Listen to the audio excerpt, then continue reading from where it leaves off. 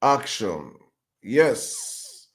All right. Good morning, good afternoon, good evening, guys. Welcome once again to the Emir Sirdam weekly show, where we come out every day of the week, probably bar Fridays, just to talk about the politics of our motherland, cultural conversations of our motherland, and most importantly, to grow a family that we have started building on TikTok. So I want to indulge everyone and just say welcome every one of you, wherever you're watching or you're streaming from right now. We are going live across multiple platforms. I'm on TikTok, on YouTube, and on X. Yes. But it's good to have every one of you. Thank you guys for joining us. Thank you so much. I hope you guys had a wonderful weekend. Happy new month to every one of you. I hope this is September to remember for every one of us. The beginning of the Umba month. I hope we all get to enjoy the good things that life have to offer. You know, when you look at the shithole we are coming out from, all we can offer our people is just hope. But thank you to all of you that have joined us. I just want to, before we go into the conversation, or before we start our conversation properly, to draw the water the ground for every one of us on the platform. You know how we do it here. If it's your first time of joining us here, this is a family of well-meaning Nigerians where we come out here to speak truth to power. Truth to power. You know, where we speak the kind of hard conversations, undiluted facts, uncensored conversations that they don't want Nigerians to have regularly. Is what we have on this platform, and it's important that we do this because we have to build a country, and if we have to fix Nigeria, we just can't depend only on the ruling class to do the job. It's all Nigerians coming, understanding the different roles we have to play as a people, and that is why we are doing this. So please, if you're listening to me from YouTube and X, can you please confirm the audibility of my my microphone? I just want to put in the comment section. I'm going to see it and I'll know, okay, yes, I'm audible enough. Please, just very important in the chat box. Just let me know. Thank you so much. My people here on TikTok, thank you. I hope you guys had a wonderful weekend. Our back again is a wonderful Monday to discuss about our country. You know, today's topic, there's a whole lot of things I want to say. I probably might just end up speaking for like 2 hours or 3 hours and just shut down the show. But I hope we have every voice coming up to contribute. I don't want to be the only one speaking here. I want everyone to come in, please. If you have a submission on our topics today, you're welcome to join on the conversations, and also understand that due to the number of characters that the topics on TikTok can take, our topics on TikTok are limited. But if you go on the sidebar on X and on YouTube, you will see the amount of the topics we'll be talking about today. I'm just going to reel them out all out. But before I jump into our conversation today, I just want us to make sure that everybody here gets in tune with our rules and regulations in this building. In this building, this is a multi-Nigerian platform, a platform whereby, irrespective of where you stand on the aisle, who you support, I do not care. On this platform, and Emir Sirdam Show, is open for every Nigerian, not even well-meaning and unwell-meaning, and supporters of criminals and supporters of non-criminals, supporters of paid supporters and non-paid supporters, paid actors and non-paid actors. It's open for everybody. So please, when you come here, you should understand. And I do this because for me, I already have an echo chamber platform where I do every Thursdays. But for me, this is me hitting my head with other Nigerians, seeing how other Nigerians from the other side of the aisle think, how they reason, and also to make all of us understand that if you're in your comfort zone thinking that you're just alone, there are other Nigerians that differ with you or don't agree with how you think or what you believe for their own different reasons. And that's what we do here on the platform. We open up the whole room for everybody to come out here and express themselves the way they deem fit. On that note, I just want to push it also on TikTok here. On TikTok, we have a mandate, a compulsory mandate. Wow. All my guys are coming into the building today, my APC brothers. I see you. Yo, welcome. I see you, my brother. It's mandatory to come on this platform that we do at least 100,000 likes. So if you are listening to me on TikTok, please just don't be a listener, be a partaker of the conversations. Keep your fingers busy. Let the tapping keep going on. That's how we grow the platform, because if you can see, we are currently at League D1. And we are currently down the league table. We have to go back to where we used to be, which was League B, League B1, before we went on our short break. And TikTok relegated us. So we have to go back up there. And going back up there entails, or what it does for the platform is that it gives us more visibility. TikTok gets to put our page on the FYP. So anybody that is scrolling through their pages looking for lives, TikTok gets to push us up because you guys are interacting with the live. I had to repeat this because I see that for a long period of time, I've not probably stated why I always emphasize on you guys engaging the likes. So when you see all these other guys on their lives, they're shouting tap, tap, tap, tap, tap, tap, it's simply because they want you guys. TikTok, the way the TikTok algorithm works, it deals with the fact that the more interaction the audience have with the live, the more TikTok algorithm picks it up that it is a vibrant live and it is something that people are interested in. And what they do automatically is that they push the live up. So I'm saying this to please push you guys to not just be a listener, be a partaker, especially for you guys that never request the mic. Some of you just come here, you never request the mic, you never want to speak. And I understand, yes, that's understandable. Probably you're not that quiet person, you don't know how to, you're watching your voice. It's understandable. But as long as you are here, please make sure you participate. Don't be a listener, be a contributor to the live by just simply tapping the likes, multi-tapping my face on your screen as many times. In fact, do not stop until you see that we get to over 100,000 plus likes. That's what we do on the platform. And with that, I say welcome. I see we have over hundreds of you guys are already tuned into X and YouTube. Please, while you're on YouTube and X, the same thing as I'm announcing it also on TikTok. For you guys on YouTube, on X right now, listen to the sound of my voice. I need to see at least a minimum of 100 retweets right now. Everybody, please hit the retweet button over there. Do not just listen during the live. Please retweet the live, repost the live, like the live, share the live, because the more you guys share, retweet the live, the more people get into the conversation.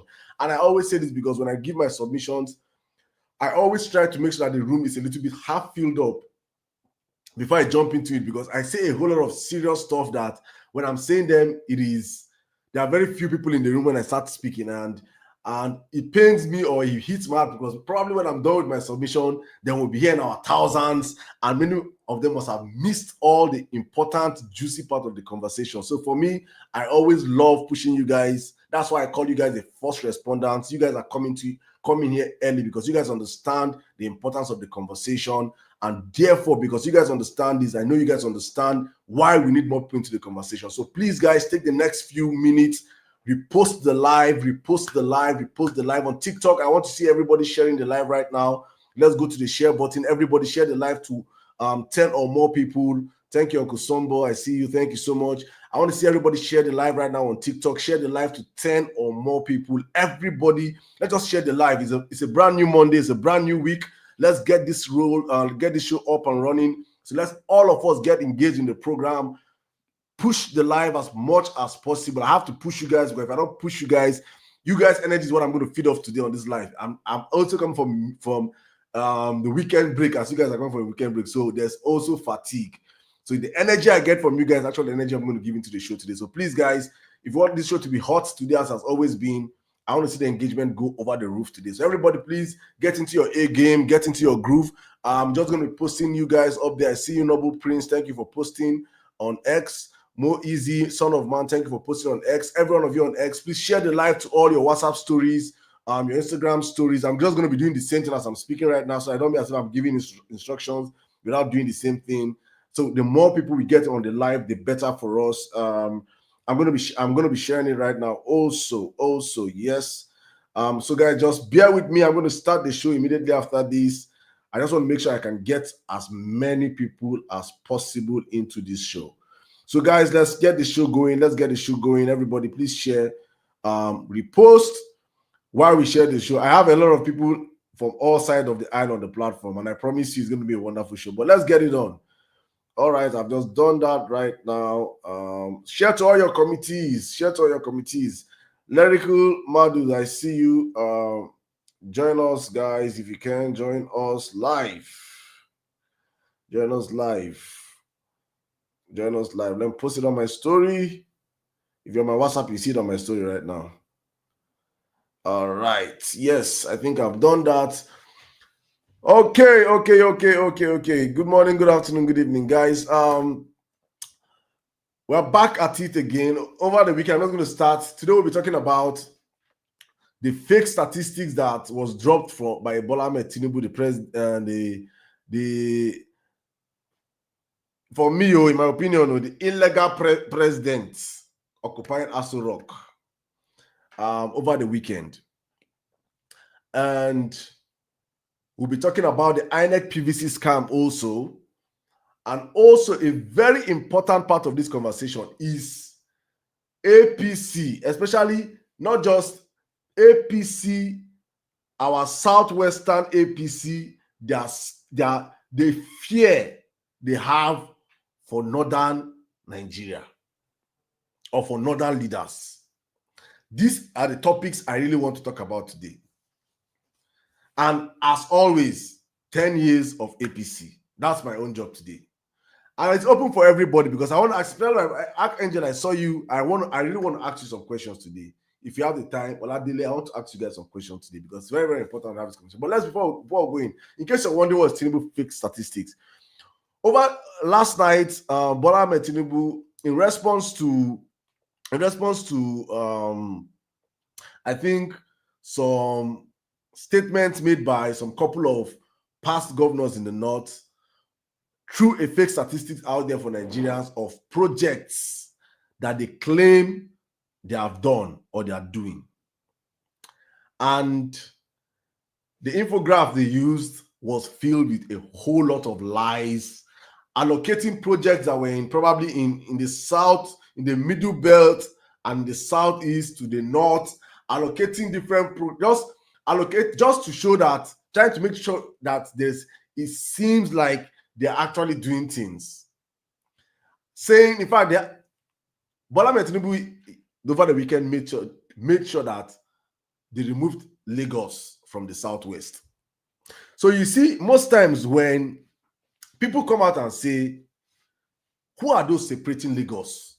I thought Lagos is south.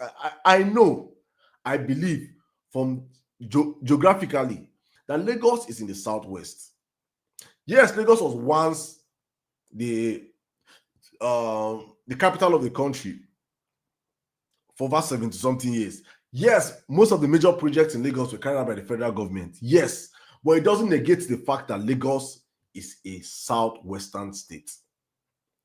And what we have noticed, or what has been proven over the space of the past 2 years of Bola Ahmed Tinubu in government, is the allocation of unprecedented contracts, in overinflated contracts to Lagos majorly, and few to the southwest.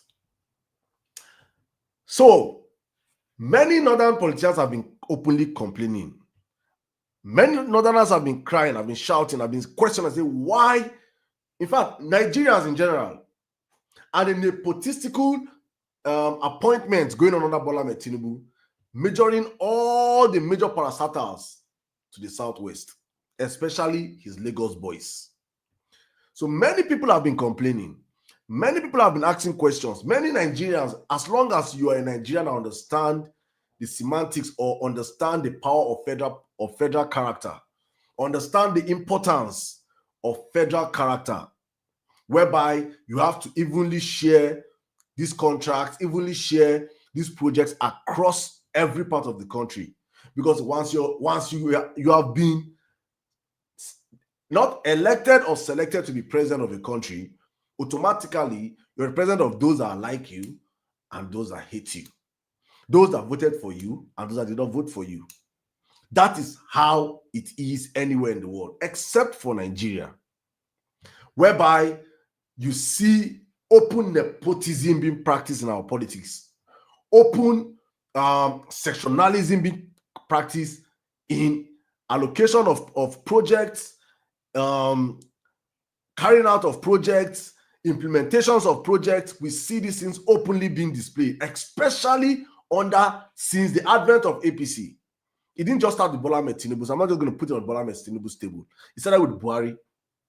Buhari did the same thing. But Buhari did not go as tribal as Bola Ahmed Tinubu has gone.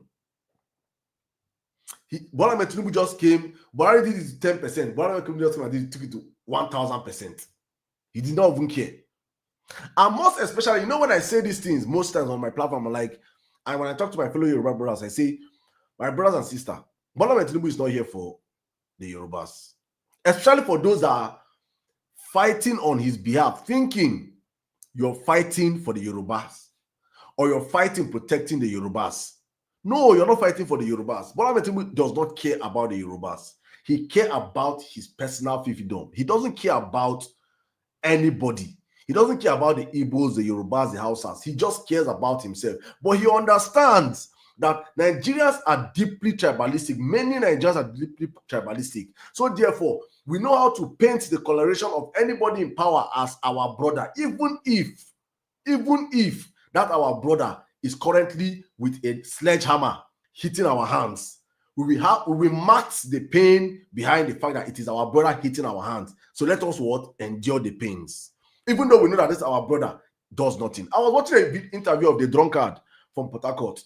The Clint the drunk, I call him, of Nigerian politics. You guys know who I am, that every market day that he drinks 3 or 4 shots of ogogoro, he will invite all the press and gather and be doing press. The only stupid politician that you can ask, that is currently a minister that organizes press conferences almost every week. Even the presidency does not organize press conference. Once that one just take 3 shots of 40 years Glenfiddich whiskey. Yeah, Arise TV, TVC, everybody come here. That drunkard, he gathered and he was saying, you guys witnessed the whole rigging they did in Rivers State. That's a conversation for much later.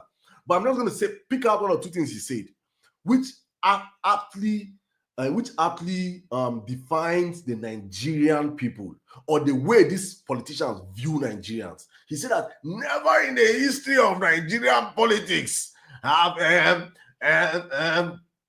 Port Harcourt, Rivers State been given enough appointments into by the federal government. Now the people are happy. I was like, you see how they see Nigerians. So Tinubu has, according to Wike, has given Rivers State the highest number of federal appointments. Automatically, what it means is that Tinubu has done good for Rivers State. No, the cleaning up of Ogoni is not important. No, the emergence, probably the emergence of the fact that a state that is currently part of the people that are currently feeding the country there's abject poverty in it, there's cultism in it, there are bad roads, their air is not clear. It's not a problem. It is that Tinubu has given them appointments. That is how our political class view Nigerians. That they understand that even a hungry man, because Tinubu appointed a man that is from my tribe into his government, automatically Tinubu have done something for us. See how these guys reason.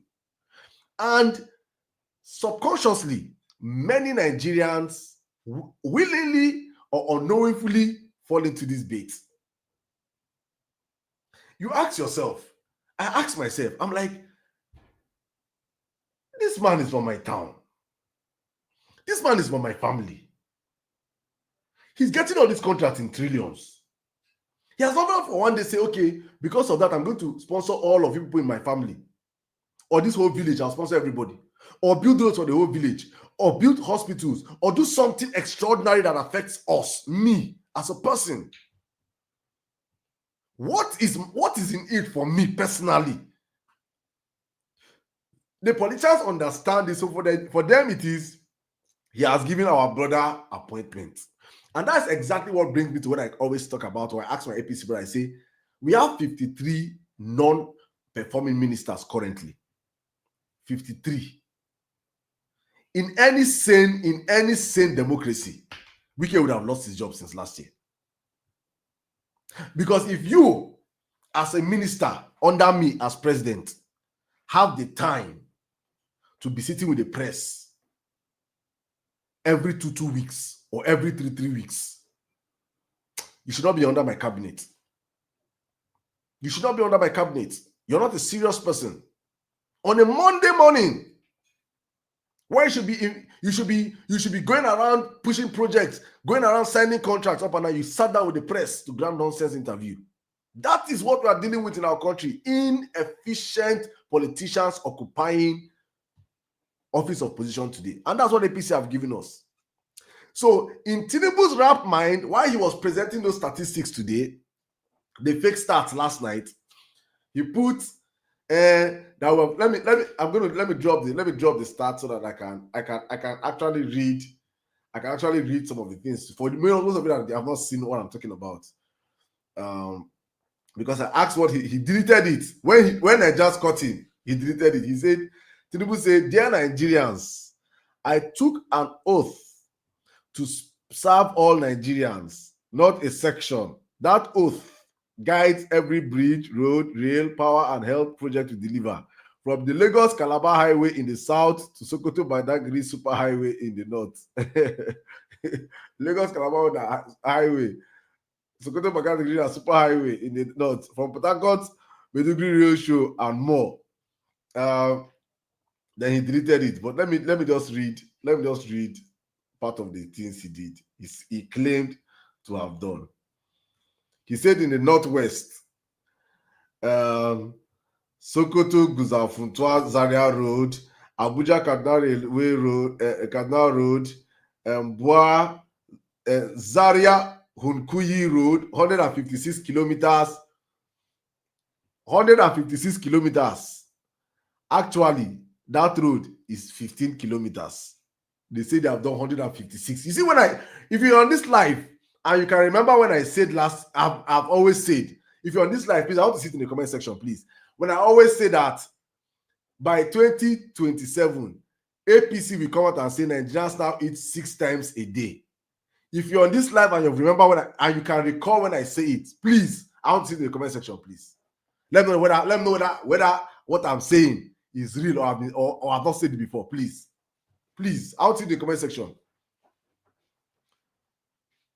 Please confirm it for me, guys. I want to see it in the comment section. If you can recall fact, okay, because I have consistently said this, that we're dealing with, many Nigerians don't understand these things. When I say it sometimes, it be like, say, Saddam does the talk. I just the one catch cruise. I just the one make on who just laugh. No.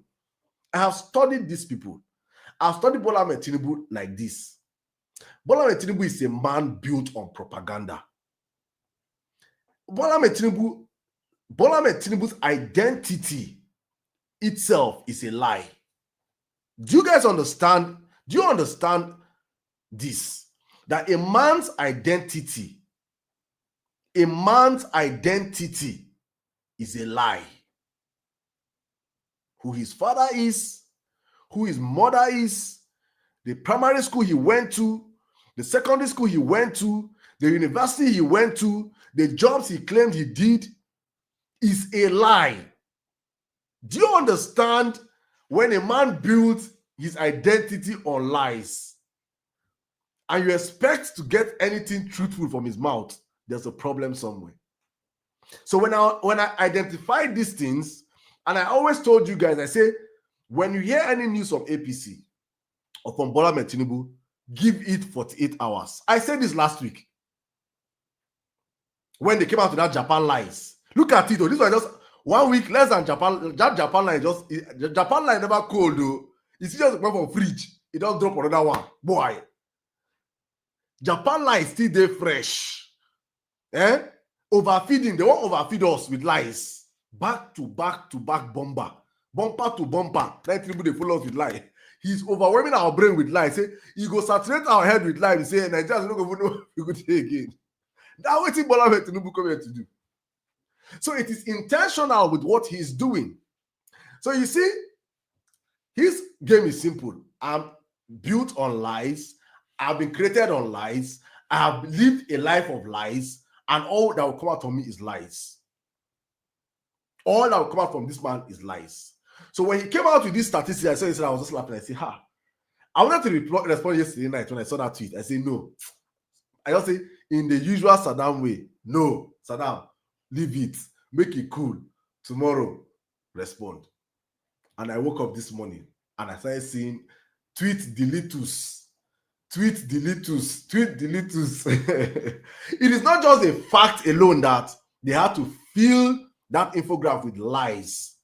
It's the fact that the infograph is filled with so many grammatical errors. We're dealing with the dumbest set of people ever in the history of our country to occupy political positions. Do you understand what it means? That these people know how to, okay, hi, APC, APC. Make I bust in the head. I won't bust in the head small. Do you understand what it means that a governor, a sitting governor, cannot read his budget? Do people understand the ramifications? What it means that a sitting governor cannot read numbers? The budget is 166 billion, 156 trillion billion. I'm not getting it. Do you understand what it means? A sitting governor not read him in budget. Do you understand what it means that the Senate president was presented with the same a budget, he could not read it? Do you many things people have done to us that we overlook so many things? Do we understand that the least of us, the least educated of us, are currently occupying exalted positions and making rules and policies that will affect us? We go school. Nigerians don't understand the ramification of what APC have done to us. With many of us just so when I started seeing people tweeting brilliance. I was like, what do you mean brilliance? That person goes secular. Somebody circled it in this thing where they were putting regional spend. Hey, see English. Regional spend, verifiable data, 407 billion. If you make a mistake once, it's understandable. 400 billion. If you make it twice, I will begin to ask you questions. Thou art welcome. I thank God I've not gone for your inside there. Welcome. 604 billion. If you make the same mistake once, twice, 3 times, it is no longer a mistake. It is you not knowing how to spell. And this came out from the president's handle. This came out from the presidency. Kai! APC have finished. APC have. You see, these are people that tell you that Nigerians are demarketing Nigeria. Nigerians are demarketing Nigeria. They come out and gaslight you and tell the Nigerians are demarketing Nigeria. There is no there's no amount of demarketing. There's no amount of me saying Nigeria is useless, Nigeria is bad, that will amount to what APC are doing to Nigeria in real time. The world is a global village. The world is a global village. As I'm speaking right now, I know what's happening in China. I know that there's a meeting going on of world leaders in China. Putin is there. Kim Jong-un is there. Modi is there. Everybody is in China. Because the world is a global village. The same way people that want to pay attention to Nigeria can see these things. This is on the presidency's handle. The gaffes, the inadequacies, then the outright, not just the gaffes and the misspellings that are filled up in this infograph. It is now the outright lies. Because they believe that Nigerians are not sensible enough to know the roads that we ply every single day. They believe that Nigerians are not sensible enough to know how to know what a kilometer is, because one of their strongest voices, one of the strongest APC voices, the clown that called himself Omojua, was said after 2015 that Jonathan claimed, the past administration claimed to have built how many thousand kilometers of road. Meanwhile, the diameter of the earth is less than the kilometers of road.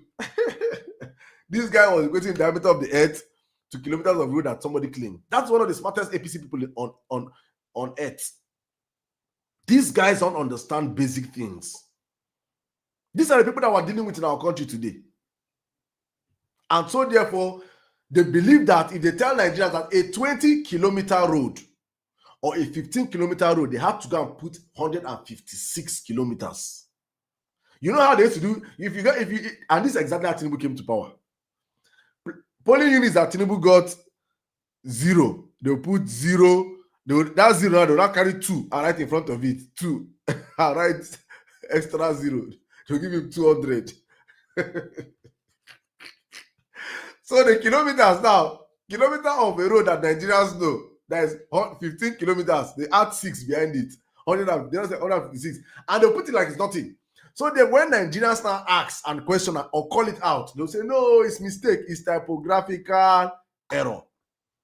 So before the presidency posts an infographic as important as that, trying to show Nigerians that I am not partial, I'm sharing Nigerian wealth evenly across the universe, nobody was there to cross-check it. It is an offense that in any sane government, somebody would have lost their job this morning.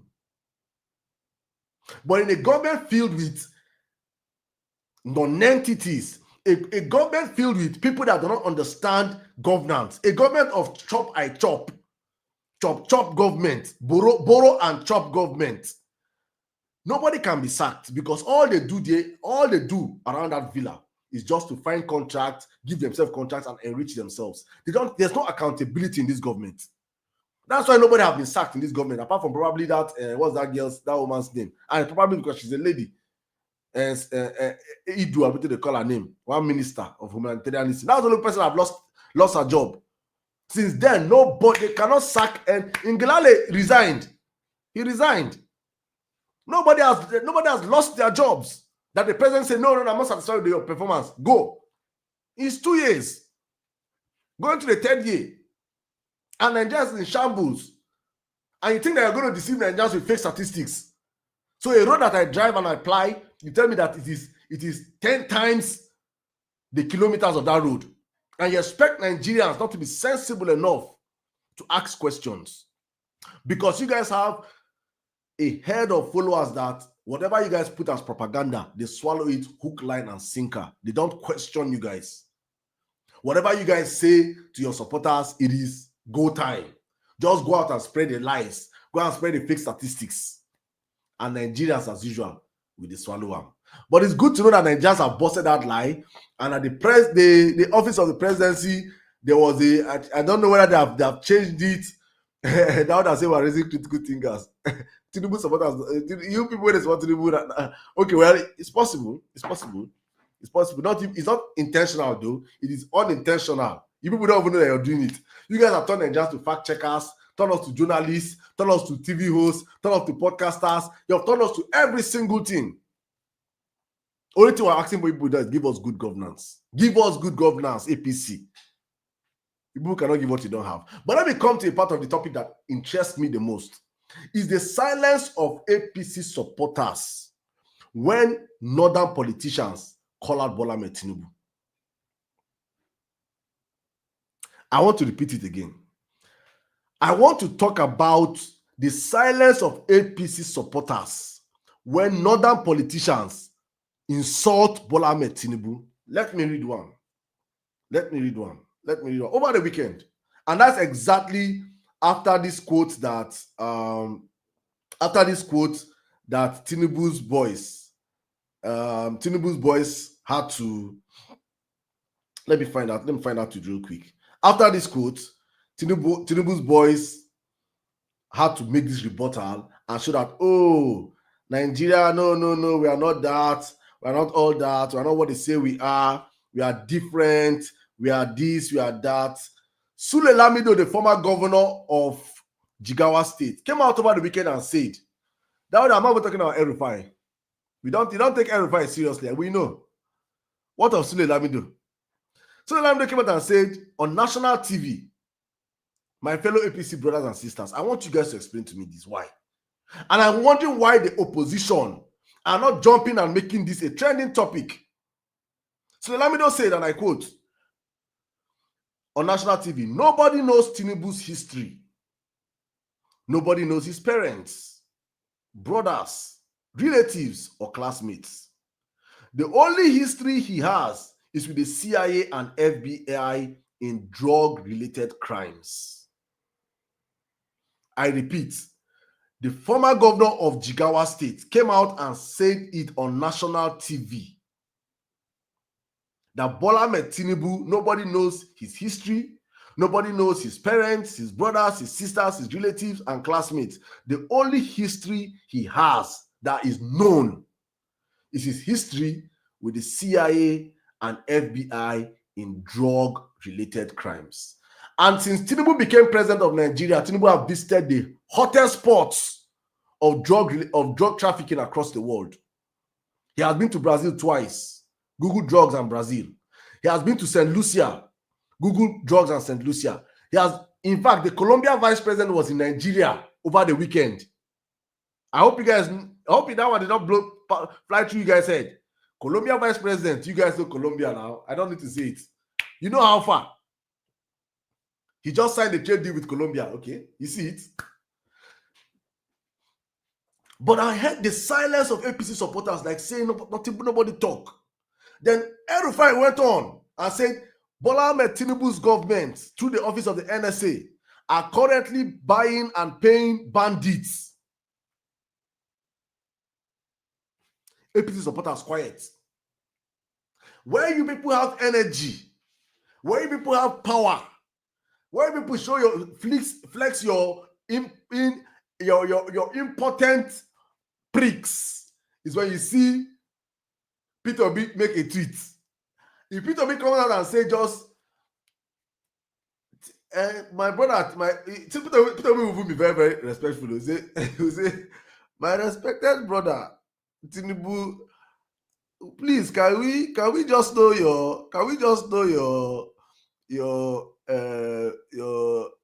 certificate, your second certificate. And then you go end up.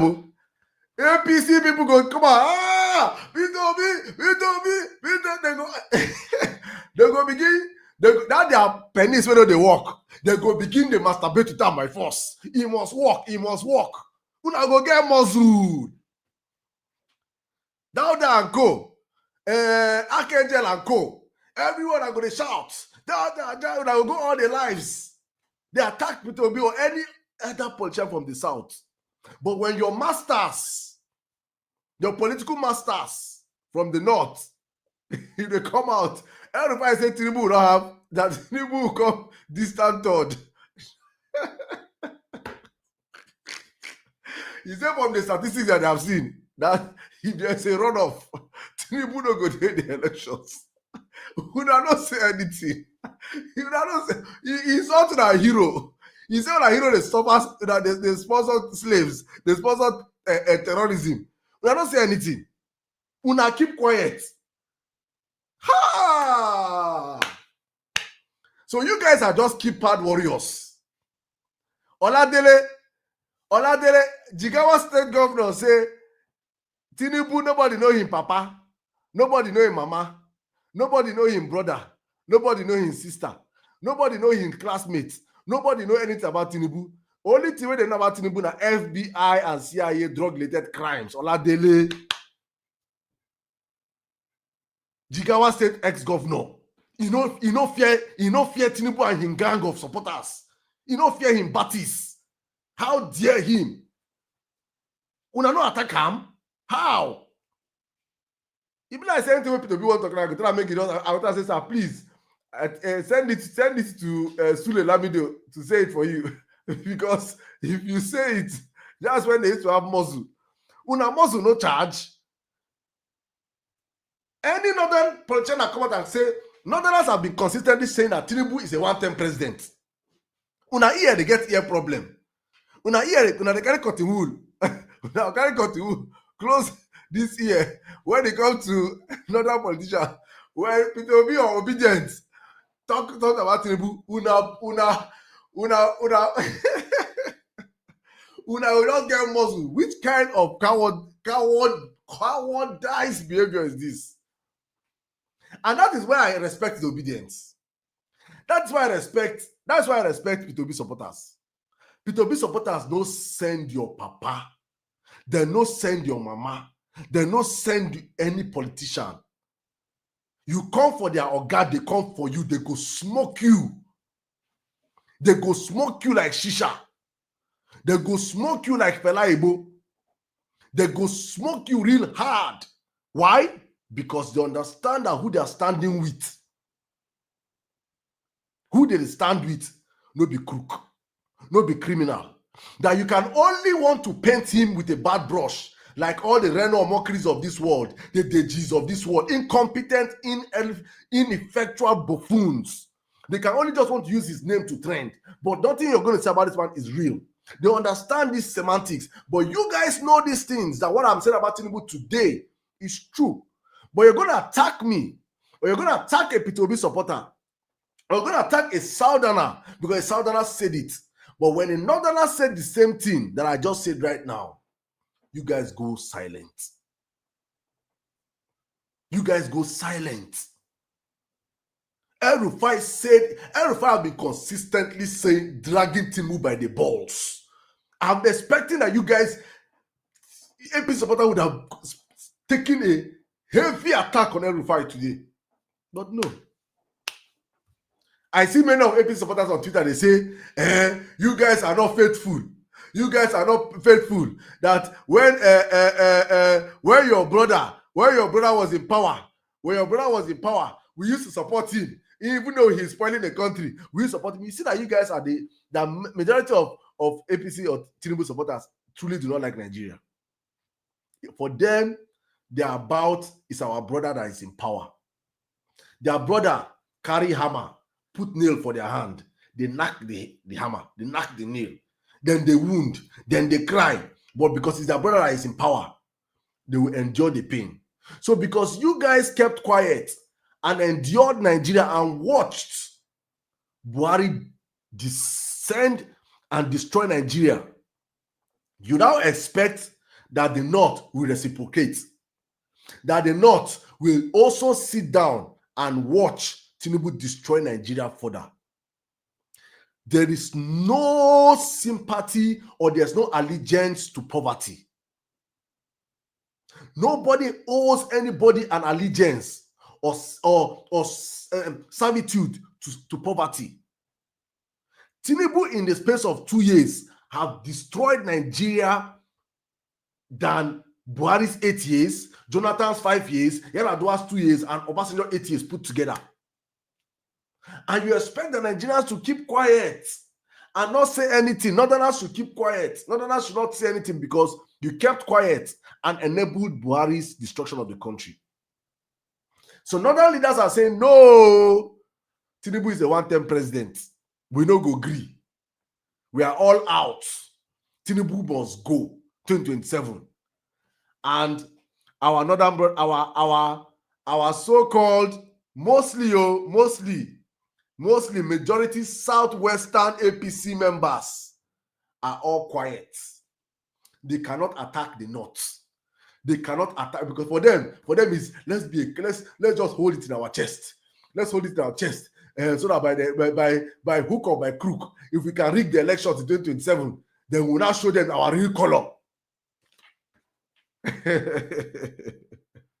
We know this game. You don't go walk. Tinubu na one-term president. We sabi what you want to do. I pity you that way they not. If we allow Tinubu rig himself at time second tenor, what in these southwestern people go show that? These southwestern APC people, what in they go show that? You see the big what they do Eastern people. You see what they do with Eastern people, these APC people. You see how they do Ronu. What did they go do now? If Tinubu by mistake still went to power, would I go see hell for this Nigeria? Would I go see hell? Tinubu and this in boys. This very, very wicked. These people are very, very wicked. Oh. Then they follow their papa. Oh. Then they follow their papa. Their papa are devil. Oh. They just look at us and say, okay, no problem. No problem. Let's just make 2027 come. Let's just come. We could deal with these people. If they by mistake, So my other people, make I draw that here. Oh. The greatest disservice you do for yourself It's for people to not mobilize right and support the right candidate that other Nigerians are gathering together to pursue Tinubu out of office. Tinubu is a one-term president. If you people coordinate well, because he cannot rig in the north. He does not have voters in the north. All he's banking on is that you people will probably tow towards that sentiment. And you can see that right now he's trying to act like, oh, he's not a religious fanatic. He's not this, he's not that. No. If you people make mistake, see Akenjeda, they laugh. You know what they talk. You know that Akenjeda, they come and attack obedience. Hey, make Tinubu make mistake, win second term. Una where they not. Una go see hell. APC will dance on your graves. APC supporters. These people that we know, they will dance on your graves. They will just make mistake. Wait till we win second term. From that first day, not to go see shit. You think say Tinubu the wicked now? Ayaya. Make it see second term. Una go see when. Una go cry like willy. I swear. Make that mistake. I'm not even going to stress myself next election. Say, make I come. No. Make that mistake. Make that mistake. You people understand. You people understand who Bola Tinubu is true. And I go understand and this is supporters. Hey, Taco. Go and ask. There's some Tinubu Southeast supporters that are on X. Go and ask them. Many of them, like 70% of them, at the camp, they're no longer supporting Tinubu. They said they don't support him again. People in the open space that year. Tinubu. I don't look them. Tinubu supporters, they are worse. Many of them are worse than Tinubu himself. Attitude-wise, character-wise. Because, first of all, for you to openly support Tinubu, is you supporting the fact that you are okay with criminals. First, the moment you're a Tinubu supporter, you are amoral in character. You have no character. That is first. I'm not going to say majority of all his supporters. I'm not going to say all his supporters, but majority of all his supporters. If we're going to say the truth in Nigeria, and you see me on my platform, I don't hide it. Many Nigerians are into fraud. Many Nigerians are into crime. Many Nigerians are into so if you're a fraudulent person, there is no how you not support Tinubu. If you be Yahoo boy, you go support Tinubu now. You have to be, as a Yahoo boy, you have to support Tinubu. If you don't support Tinubu, you won't support. You won't support person who will say will come in security, will attack. No. You support the man that you see your mentor in Bola Tinubu. If you're an avaricious person, if you're someone that you're not satisfied with what the ones you have, you're always looking for other people on with your Apollo eye. You open your up and down, you find if you quite make you will love Tinubu. Because if you are supporting Tinubu that for good governance, it is clear in 2 years that Tinubu is an epic disaster. It is facts. I don't need to. Governance is like pregnancy. Let me say this again. Governance is like pregnancy. Pregnancy, you cannot hide it. You can hide pregnancy probably for the first 3 months. But once it is pregnancy, it must evidently show. Governance is the same thing.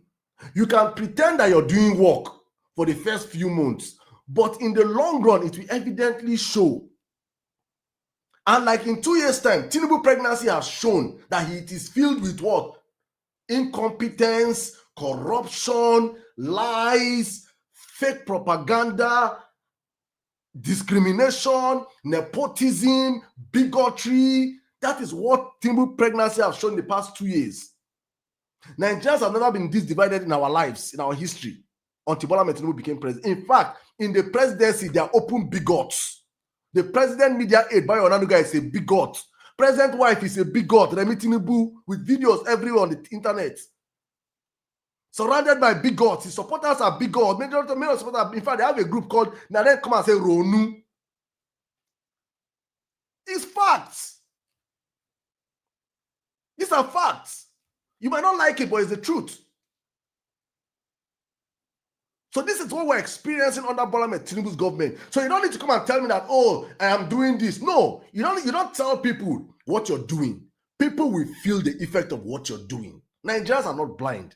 Nigerians are not people that, okay, let me give an example. The Nigerian Bar Association hosted one of their conference in Enugu State.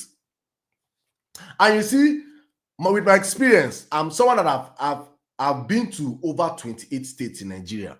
I have not just been, I have stayed there. I have done businesses in these places before I left the country.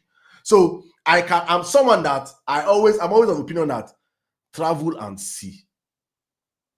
And when you want to see how it's until you travel, you understand Nigeria and Nigerians. Many Nigerians have not crossed their local government since they gave birth to them. Some of them are in their 50s. Some of them are in their 70s. They have not crossed their local government, not talk of their state. Many Nigerians came into this world and they will leave this world without leaving their local government. Some of them, as they left their local government, is to go to embassy. From embassy is to enter plane and japa. So they never crossed not just their state, they never crossed their region to explore other parts of Nigeria. So for some of them, how they view some parts of Nigeria is from what they see in Nollywood or from what they see on social media. They don't understand the diversity of the country that we share or how well developed other places are. So when me that have been across the country, when I see some takes on social media, also when I hear some people speak, I'm like, when I was in Lagos, I was living some top Nigerian artists right now. We're living in the same house. But when I was there, I was talking to some of my Southwestern friends. And for so many, and this is not just peculiar to the Southwest, it's peculiar to even the Southeast and the North. So if you're from the North, how I grew up in the North, I know how the North view the South. So from Benue State down Nainamris to a northerner, we have only 3 tribes: Igbo, Yoruba, Hausa. If you're in the Southeast, from Benue State down the north are Abokis, Hausas. If you're in the south, from Benin down the south are Omoibo. They don't know that we have Efik, we have Ibibio, we have Ijo, we have. So then when I was in Lagos, that was during Jonathan's period. People were saying that, say that your brother they power now. Jonathan na Igbo man. I'm like, Jonathan is an Ijo man. Say, I beg, not all of them are the same thing. Hey, I'm talking to educated people, educated Nigerians that are in university. Because many of these people have not traveled to experience the diversity of the country. And our politicians are masters at exploring these things. And you see these things. I'm going with this story because of what happened over the weekend. I think last weekend, and with the BBC. And the feedbacks from people that went to that conference and came out and were sharing the experience of how they have seen Enugu. I say, I'm not even capping. If you've been to Enugu State, in your life before, in Nigeria, apart from when it comes to infrastructures, apart from Lagos and Abuja, that you can't count another state that you probably, let's say maybe Akwa Ibom. I love the road network I saw in Akwa Ibom. And maybe Enugu State. When you see infrastructures, then probably the north, I'll give the north because of the road. When it comes to road infrastructure, but I'm talking of the beautification of a city. When you see these things, you'll be like, so many people that went to the NBA, they came out of the test and say, so that the Enugu be this. Pella went to Owerri. I hope you guys saw his video when they took him around Owerri.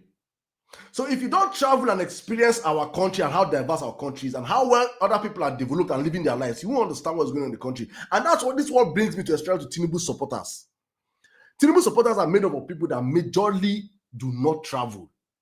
If they leave their state, is to go abroad. If the moment they just travel out of their state is to UK or to Europe, they don't explore Nigeria to understand that Nigeria is diverse, Nigeria is beautiful, Nigerians are actually doing well in other parts of the country. They don't understand those things. They think it is only Lagos. They think that life begins and ends in Lagos. They think that life starts and ends in Lagos. That is only Lagos. That's why it's supposed to say, go back to your state. Go back to your state. Go back to your state. Any small conversation is go back to your state. They do not think out of the prison that in my state I can be doing very, very well. They don't see that one. No. Very, very, very close-minded people. And hopefully, we start opening their eyes to see that Nigeria is actually bigger than Lagos. And that the reason why we are even actually in that Lagos is because Tinubu has failed and APC has failed and the Nigerian government has failed to do the common thing that they would have done for so long, which is what? Diversify our seaports. A country as big as Nigeria has no business with just 2 functional seaports, and the 2 functional seaports are resident in one state. Any country that wants to develop, especially an importation-dependent country like Nigeria, needs a minimum of at least 10 functional seaports. And across our coastlines, we can build 10 functional seaports. In fact, you must not even build new ones. Develop and open the existing ones. Warri Seaport should be functional. One Seaport should be functional. Port Harcourt Seaport should be functional. And Ibom Seaport should be functional. This is 4, I think. If out of the top of my head, I can name 4 that are currently, we have seaports there, but they are not functional. And you can do this in a space of 2 years. So what Bola Ahmed Tinubu spent the past 2 years doing is to consolidate and make sure that Lagos becomes the epicenter of. In fact, he's taking some of our ministries from Abuja to Lagos, making Lagos more congested. And the functional seaports in Lagos in Nigeria, Tinkan and Apapa Seaport, still in Lagos with bad roads. And that is why you can import something into Nigeria. It will take you weeks and months to clear your goods. Such a country that depends on importation cannot flourish. We are not a producing country. We are a consumption country, a country that consumes. And as a consuming country that do not produce what we can consume, why do you not center the whole importing of major stuff to just one state? Then when Nigerians are complaining, the people, even majority of people that are not from that state, will tell you, go back to your state. What are you doing in Lagos? Tell Tinubu to decentralize our ports. Tell him to decentralize our ports. That is what he would have done in day one if it was a serious government. I'm giving him expo. Tinubu, you want to work. Tinubu supporters are here. Archangel, before you collect your next month salary, as a supporter of Tinubu, you and Dauda, tell Tinubu, sir, decentralize the Nigerian seaports. Let Warri Port start functioning. Let Calabar Port start functioning. Let Onne Port start functioning. Let what other port? Onne Port, Ibom Seaport. Let all these ports start functioning. Open up that is how you open up your economy. But APC has been sent to make sure Nigerians are poor. Today I was like, if you're earning 3 million naira as salary in Nigeria a month, even Tinubu know they earn 3 million as salary. Check the salary of the president of Nigeria. How many people earn 3 million a month? It is like less than 1% of our population. If you're earning 3 million as salary a month in Nigeria, you cannot buy a brand new Toyota Camry with your salary of 1 year. If you save your 1 year salary without touching it, without paying for any other thing, if you save your 1 year salary under APC of any 3 million naira a month, you cannot buy a brand new Camry, Toyota Camry in Nigeria today. So I wonder what you people that support this APC, what is the motivation? What is the incentive to support these people that are making us poorer? A brand new Camry is like $28,000. That's approximately 40-something million naira.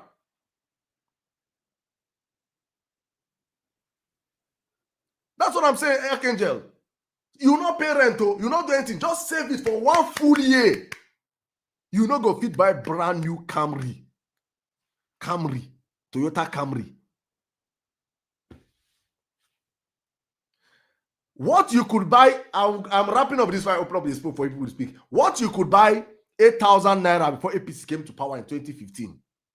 8,000 naira before APC came to power in 2015. You cannot buy it today for 100,000 naira.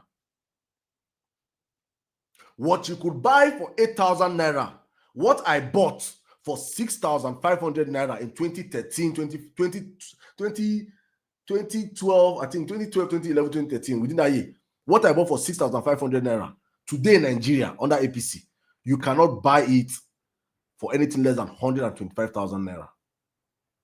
I passed my neighbor generator.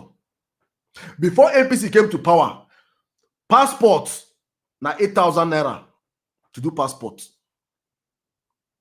Today, na 100K. So APC say, even if you stay for Nigeria, we go choke you. You want to japa, we go choke you.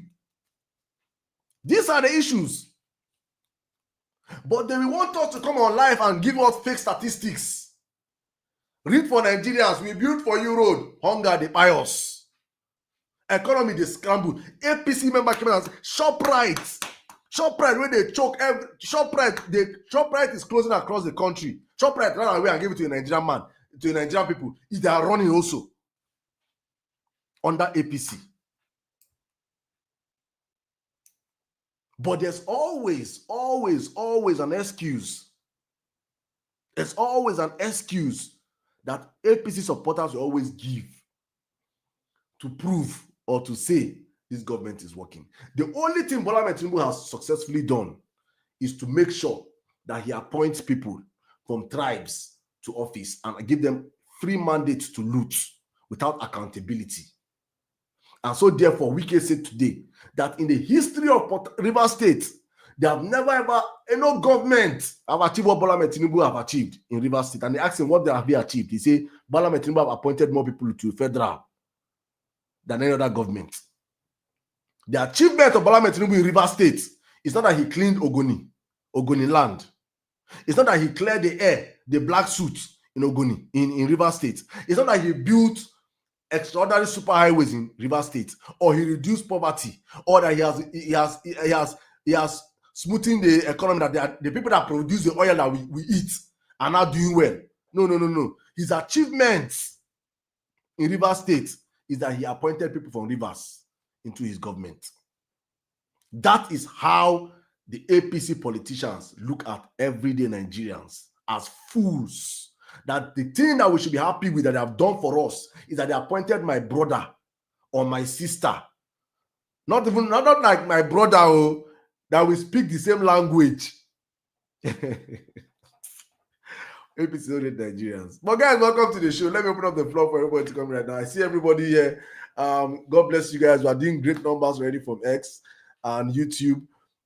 Please, if you're watching across these other platforms and you want to join the conversation, you can simply just come on TikTok and request the mic. I'm going to open up the floor right now. The whole request I'm taking on this show today is strictly from TikTok. And also, please, TikTokers, we have a mandate that every time we come on this live, we hit nothing less than 100,000 full likes. And you guys have just been listening to me, drilling some facts to you guys, and I've not been getting something from you guys. So I need you guys all power tap the live. Also, please, everybody, share the live, share the live. Today's conversation is going to be interesting, very interesting, because I have up here my APC friends. My brother Machiavelli, it's good to have you back on the platform. My APC brothers have been, it's a new month and they don't pay them. Archangel go on strike. They never pay Archangel in a while. So you guys come back. Don't send out in 20K. Normal. So you guys resume shift. Shift don't start. But it's good to have you here, my brothers. I've said a whole lot about your party, the people you support. But let me open up the floor right now with my sister Jaja. Before I come to you, Jaja, my sister, please, guys, let's all power tap the live. Everybody power tap the live. And if you're on X, please repost the live. I want to see everybody, over 600 of you already on the live. I want to see everybody right there reposting the live right now. Please repost it, repost it, repost it. The more people have in here, the more the conversation can flow. Let me bring in my sister, Jaja. Jaja, how are you? Good evening. How was your weekend? Welcome. I wasn't feeling well. I had a cold. In this Tinubu's administration. No pepper soup. No, it is well, my brother. Good evening, everyone. And it's most disheartening, Saddam, for us to sit down as a nation where other countries are developing. When I mean developing, not just in infrastructure, it's technology, it's a lot of things, innovations. You see, go to South Africa, they have plants that build these cars. Common in also we cannot support. Made in Nigeria, we don't give value. And then we complain and complain. They will loot our money, travel abroad and go and waste it there, come back, and instead of them to come back and think, oh, I would love my country to be like this, no, they will rather loot it and leave it and then knock our heads together. But I do not blame them, because how can a sitting government, in between 2 months ago to this month, how many lies have you told to the general public? How is it that we have elders that we are meant to do the value and respect, but they are so shameless coming to me? Hey, Juice, please mute your mic, please. These heinous lies, whereby all we see them is increasing, salaries are not increasing, no development to showcase what they've been taking these taxpayers' money over taxing. Where is the money going? Over borrowing money left, right, and center. Is loans here, loans here. Where is the money going to? And you see, they have more focus on election. I thought it was, why are they even, and they are so lawless, but they expect us to obey the law, to obey their laws. How do these people sleep at night? Is it that they've been promised to live forever on this earth? They don't even think about their debts? What legacies are they leaving behind? Do you know what it feels like? Not too long ago, we lost a president, a former president. The bitterness coming out from people. How do you understand? Some were jubilating because you're going to meet your maker. But they are as shameless as they come. And you see with APC, why it's so frustrating? They are so comfortable in what they continue to do to all of us. Because it's a Nigerian problem. Whether we like it or not, it's a Nigerian problem, and we need to unite as one to fight this Nigerian problem. How can we be held hostage by a group of minority? Are we running a cartel in this country? Is the mafia boss versus us? The tyranny. For how long will it continue? And you dare not talk because they are putting places, institutions and agencies that will carry you and go and lock you up, dehumanize you, and that is the end. You did not speak. As simple as freedom of speech. I thought we have democracy. Is it democracy at all? I don't understand. They are putting us down the drain continuously. The banks now, elsewhere where they have banks, a common driver can go and acquire loan to buy a Mercedes Benz, and their mortgage will be paying through his salary. But how many times do even civil servants collect salary? Some will stay months without the salaries back. How much are they earning as civil servants? Is it private businesses? What is going on with the private businesses?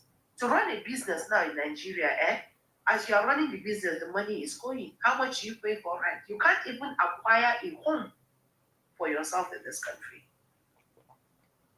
Landlords are increasing rent. Everybody is increasing everything.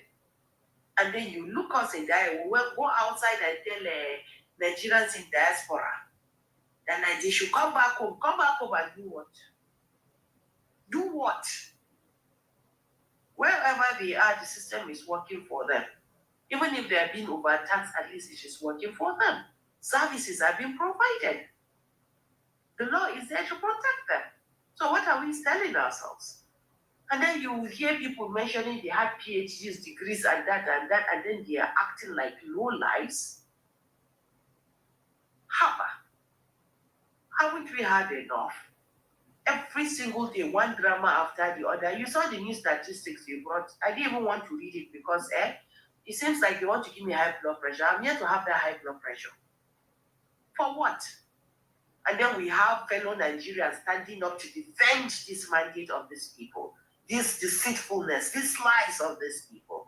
And we all know, right now, nobody can argue and tell me that these statistics and what these people are doing, that it is right. How much are they giving the supporters? How much? And you are shamelessly standing there supporting these illegalities. And we think we are running a country, and then you hear giant of Africa. Which kind of giant of Africa? Countries that don't have the kind of wealth we have in this country are doing far better or more organized. There is sanity in the system. Nigerians are not meant to be poor. We are not meant to be poor now. We are a rich, vibrant nation. But here we are. And I'll continue to say it too. They have a pact with the devil, or God on top. That is why I think he promised them their heavens in Nigeria, while they're dishing out hell for us on this earth. For what? And then you see them and they expect you to greet them as elders. And you see grown-ass men, You see them together, the way they are shaking, fighting, trying to see recognition, learning their presidency, me doing Dubai anyhow. And you are not even doing the right thing. I saw a video of a sitting governor saying that you borrow whatever you borrow. If it's good, can you imagine? As if they are going to remain on those seats. Why is it that these people feel so comfortable once they get on these seats? As if power is transient too. Many have come, many have gone. Whatever it is that is making them head or that, they should wake up to reality. See the way they are attacking politicians, opposition parties, left, right, and center. Who is locking up the talks? Where are they getting the armories from? How many people have been fight day in, day out, all over this country? Criminality all over. But the only ones who are attack now is Saddam and Jamila for saying the truth. For what? For what? This guy enough is enough. And anybody supporting this guy should be ashamed of themselves. And please, Archangel, my darling, don't come and start bringing any statistics that's not working, because I don't want that high pressure. I'm begging you, Archangel. Let's call a spade a spade. APC is a failed party. It has failed us, and it will continue to fail us if you continue to accept these things. Enough is enough. Let me leave someone else to talk. Thank you. Thank you very much, my sister. Thank you. It's visible to the blind and audible to the deaf. That at this point in time, I think Sule Lamido said, let me read what he said again. I'm just quoting him verbatim. I'm going to quote him verbatim when he said, where's that his tweets? Let me go on my profile and check his tweets. Okay, he said, where's that tweet? He said, no reasonable northerner will vote Tinubu in 2027. Sule Lamido. And I fixed it. I said, no, sir. No reasonable Nigerian will vote Tinubu in 2027. I want to know why, as a Nigerian, that have witnessed when we could afford to buy things cheaper than we are buying them today, when we could afford to travel through our highways without being picked up by unknown gunmen and taken to the forest for ransoms, when we know that, though, even my brother Abaso, welcome, I see you, welcome, good to have you. When we know that we have seen our country move from a phase whereby the dollar was like 100 and something naira to over 1,005 now. We have seen the education in the country go from bad to worse, to the point whereby what we all know as JAMB, the epitome of our educational system, the height of it, the pinnacle of it, that you have to pass JAMB with a 200 cutoff mark to get to university. APC came in and had to reduce it to 150. Simply just to dump down on our education and make our Nigerian youth dumber. We see all these things at play. And people like my brother I'm about to bring right now is still insisting and telling Nigerians that we should continue on that mandate. But before I bring in Archangel to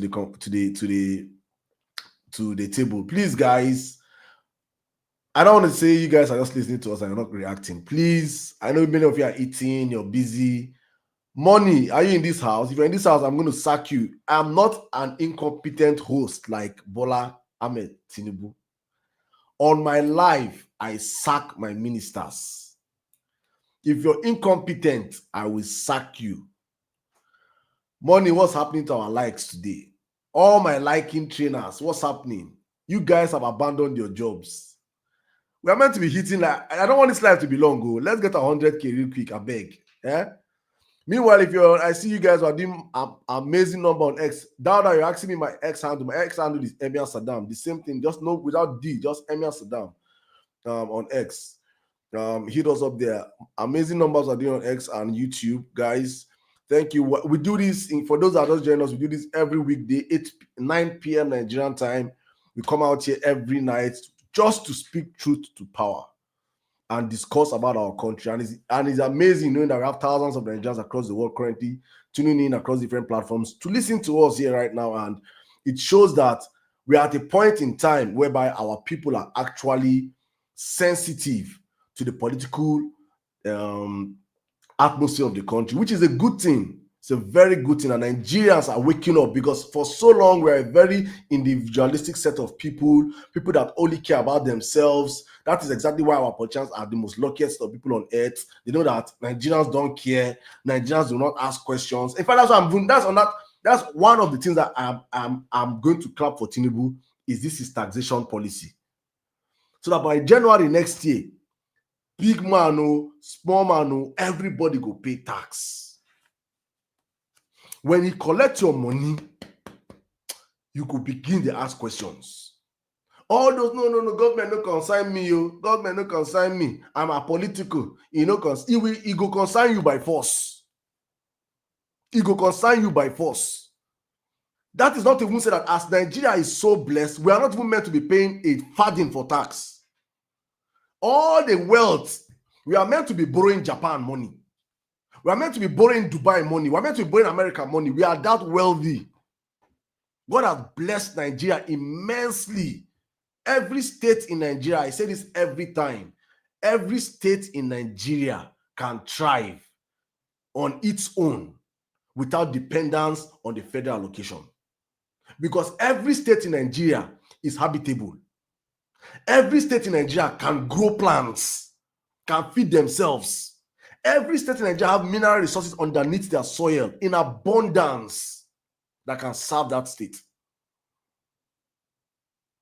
But no, Nigerians are not interested, or Nigerians are not even aware of these things, because right from our days in primary and secondary school, they have programmed Nigerians that and all our mineral resources are in minute quantity. Nigeria have gold, but in minute quantity. Diamond in minute quantity. And silver in minute quantity. We have it in minute quantity. It is not, they say it is not plenty. What you have in abundance is oil and gas. And it's a very fat lie that they have used for decades to keep Nigerians in penury. Our mineral resources belongs to Western powers in collaboration with Nigerian elite class that are looting it without anything coming back to the country. And that is why someone like Dele Alake, after he came on my live on X on Saturday, on Monday, he went and changed his portfolio from Minister of Information to Minister of Solid Minerals. Because on that live, I'm going to find, please just go on YouTube or go on X and search on the violence space solid mineral space. I promise you, if you listen to that space as a Nigerian, you will be so angry that there is nothing any politician tell you that you will listen to. We are so rich a country that we have no business having any poor person in Nigeria. There is no business in Nigeria being poor.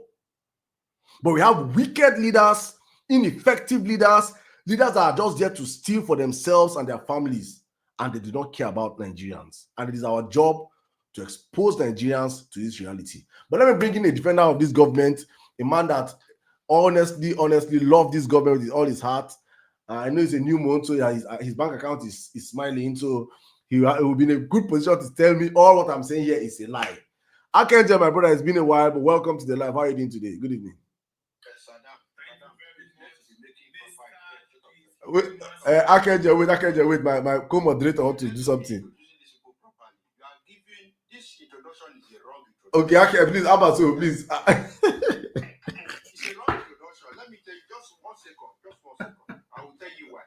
Please go on, let me hear.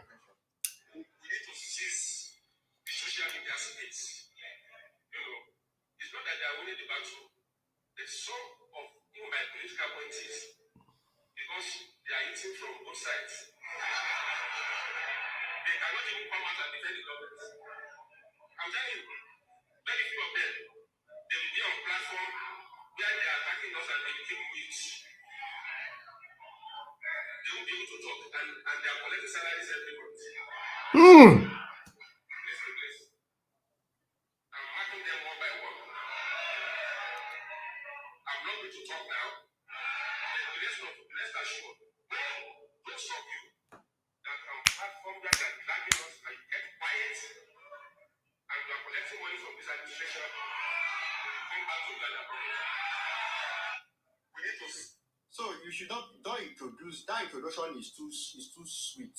Wait. No. Honestly speaking, Abbas, I have never. That was a governor addressing. That is how our country has been lawless. Instead of them to talk about national issues, they are busy talking about how they have actually indoctrinated Nigerians and tribalized this nation. It's a national disgrace. So okay, wait. So this, you know that most I just always say as joke. I just say as joke and say they are paying them. People that I know that they are. It's on Channels TV. It's on everything. It's not a joke. This is a fact. Akenje, please unmute your mic, please. They are taking money from both sides. Hey. Akenje, wait now. Wait first. Akenje, wait, my brother. Wait now. You're my brother now. You're my brother. I want just ask you just one question without the benefit of doubt, right? Please just tell me the truth. Can you just tell me, are you paid to support this government? Yes or no?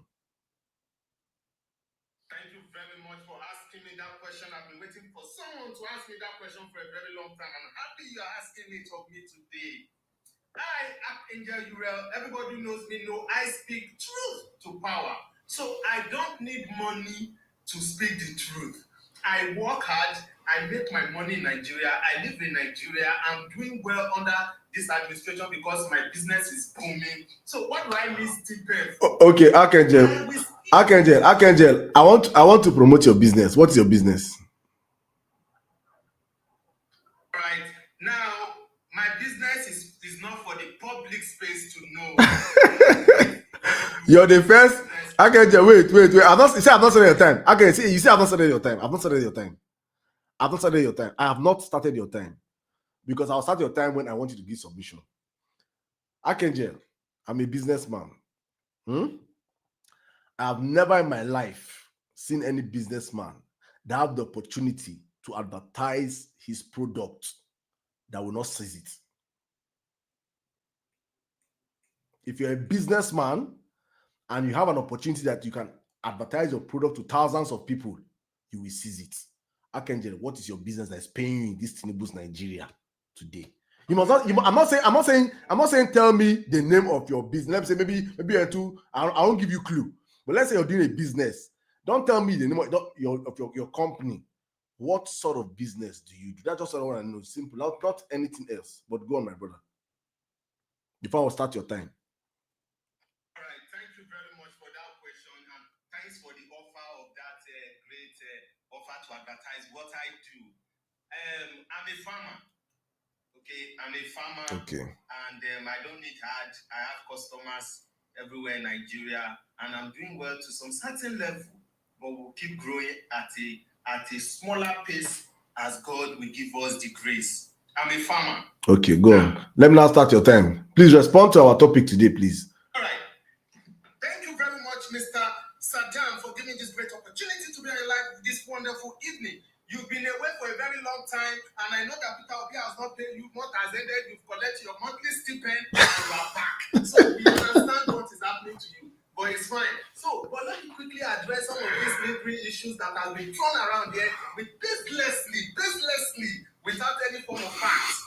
Now, this last concluded election that happened in Rivers State about the local government chairmen and councillors, a 19-year-old lady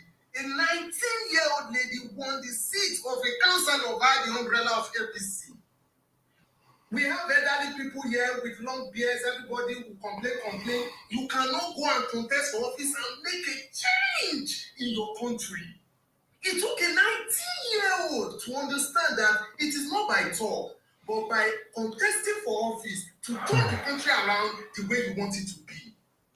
You complain that things are not working, but you are not contesting, you are not holding office. It took a 19-year-old to make that bold decision to turn the country around. I think it's high time we start moving into politics instead of complaining all the time. That being said, let me quickly address the educational sector.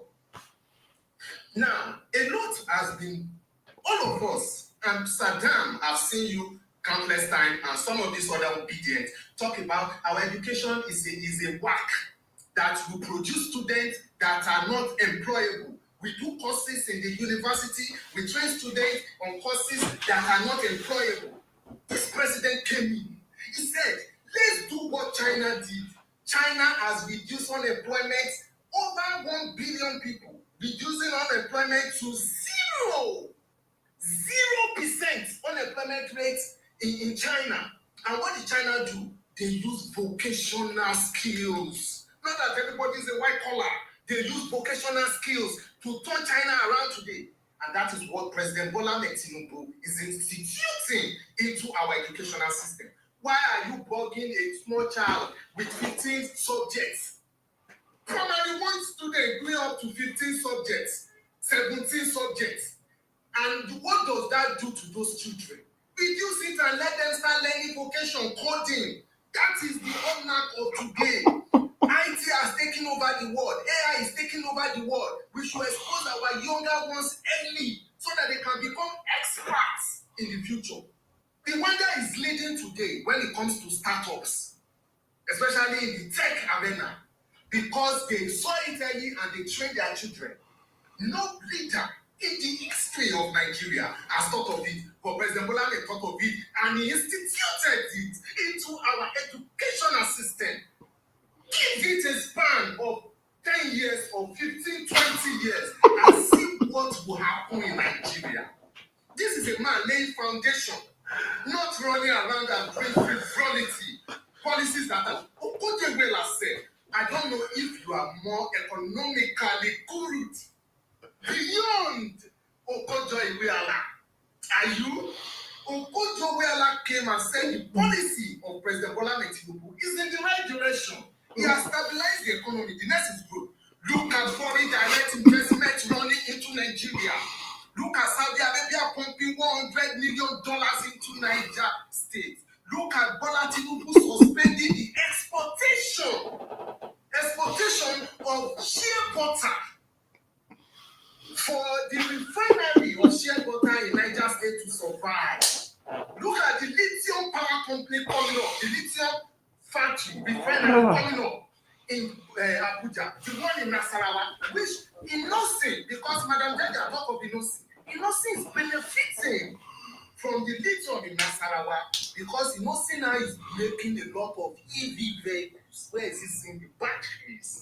So please, when we don't have information, I think it is expedient of every Nigerian to get facts. Know what's going on in your country. Look at Colombia is in Nigeria. Look at Brazil. They are not putting that's a form of foreign direct investment in Benue State. Turning some of those what's it called, fruits like oranges, mangoes into juice. What are we talking about in this country? Now you mentioned solid mineral. Let me end with that because of my time. Solid mineral, unprecedented. I repeat, unprecedented in the history of Nigeria. Go and check the record. What has the Ministry of Solid Minerals IGR been? In 16 years, Nigeria IGR in Ministry of Solid Mineral is generating $200 billion, $200 million. I do $200 million in 16 years. What did Alake do? What did Alake do? I hope una dey deal with me. Alake, go and fact check me. Alake made $800 million in solid mineral IGR revenue into the Federation account just last year, 2024. Unprecedented. Go and fact check me. $800 million in 1 year from Minister of Solid Mineral. Not seen before. We are making $200 million in 16 years in solid mineral because we were looting it. Alake shocked the looting. He closed it up. And he said more companies are even coming from China to do more. They want to build factories where we will start processing some of this solid mineral into finished products. I think it is high time we give President Bola Ahmed Tinubu the credit. Hey, your time not finished. I've just been. You know, sorry, now. What's wrong with this guy? Wait. Wait. Just I beg no verse. I'm gonna now you will come after now. I just want I want it to. I don't want it to be as if I didn't allow him land. So that Akenje just land in a minute because most importantly, no Akenje wait first.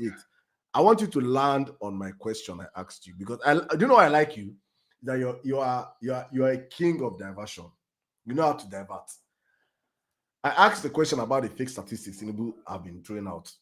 All this one you're reading us to us right now is all part of the fake statistics because you're calling millions save, and you people have borrowed more money in the space of 2 years than Jonathan, Buhari, Yaradua, Obasanjo combined. And you have saved more money than the history of 16 years. You have recovered more money. Where are all this money going into, Archangel? And as you wrap that, answer my question I asked you people from the very beginning. Why are APC supporters scared of northern politicians? Northern politicians came out and said Tinubu is a drug dealer over the weekend. Tinubu will not do. Sule Lamido, in fact, let me not say not the ex-governor of Jigawa State, said that Tinubu's father is not known. Tinubu's mother is not known. Tinubu's brothers and sisters are not known. That the only thing they know Tinubu with is CIA and drugs. Why are you people not attacking that man? If it will be saying the same thing now, you people remove your boxers and tear him. I want to know why. Answer these two questions for me in 2 minutes, please. Thank you.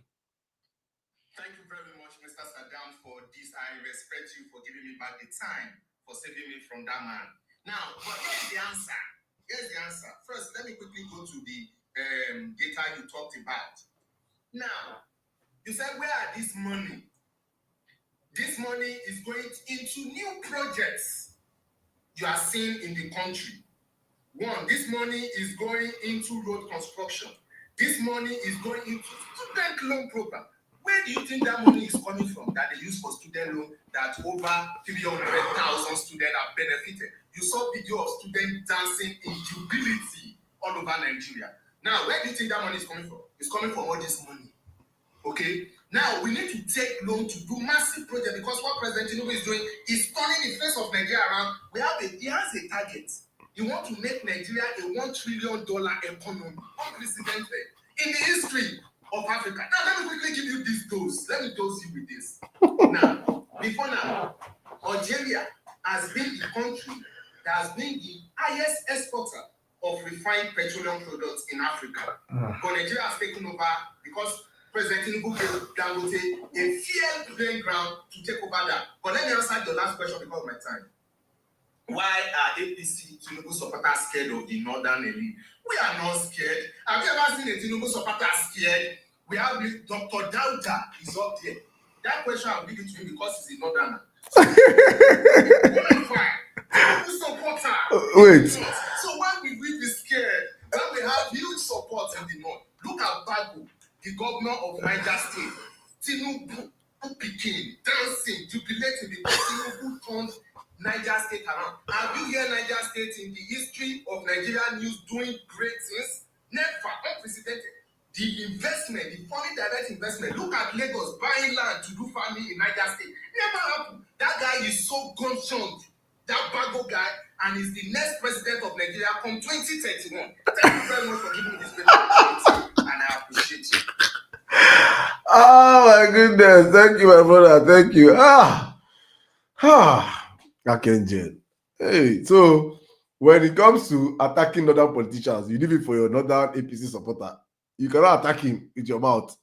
But Peter Obi, you can attack Peter Obi. Abi? Archangel. You don't leave it for... The southern people with Obi, we need to get him well.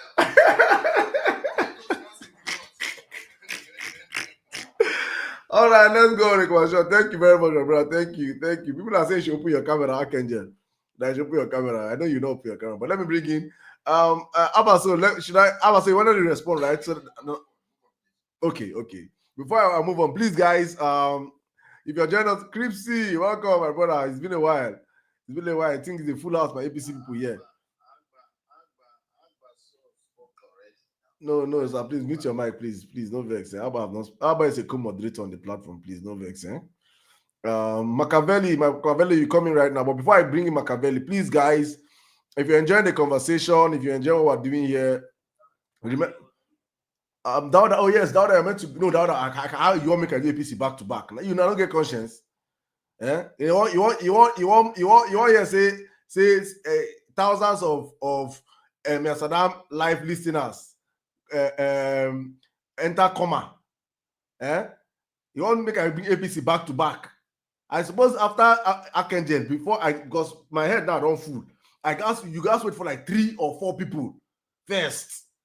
Make we fit sanitize our system. Because we don't think that Kai or Gogoro supplied by Archangel.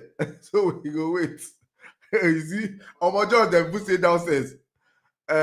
Please. If you're mute your mic again. Please, if you're mute your mic again here, I beg, no verse. I beg, please. When you come here, try to be moderate. So please, guys, if you're on X, you're enjoying the conversation, please retweet the live, repost the live.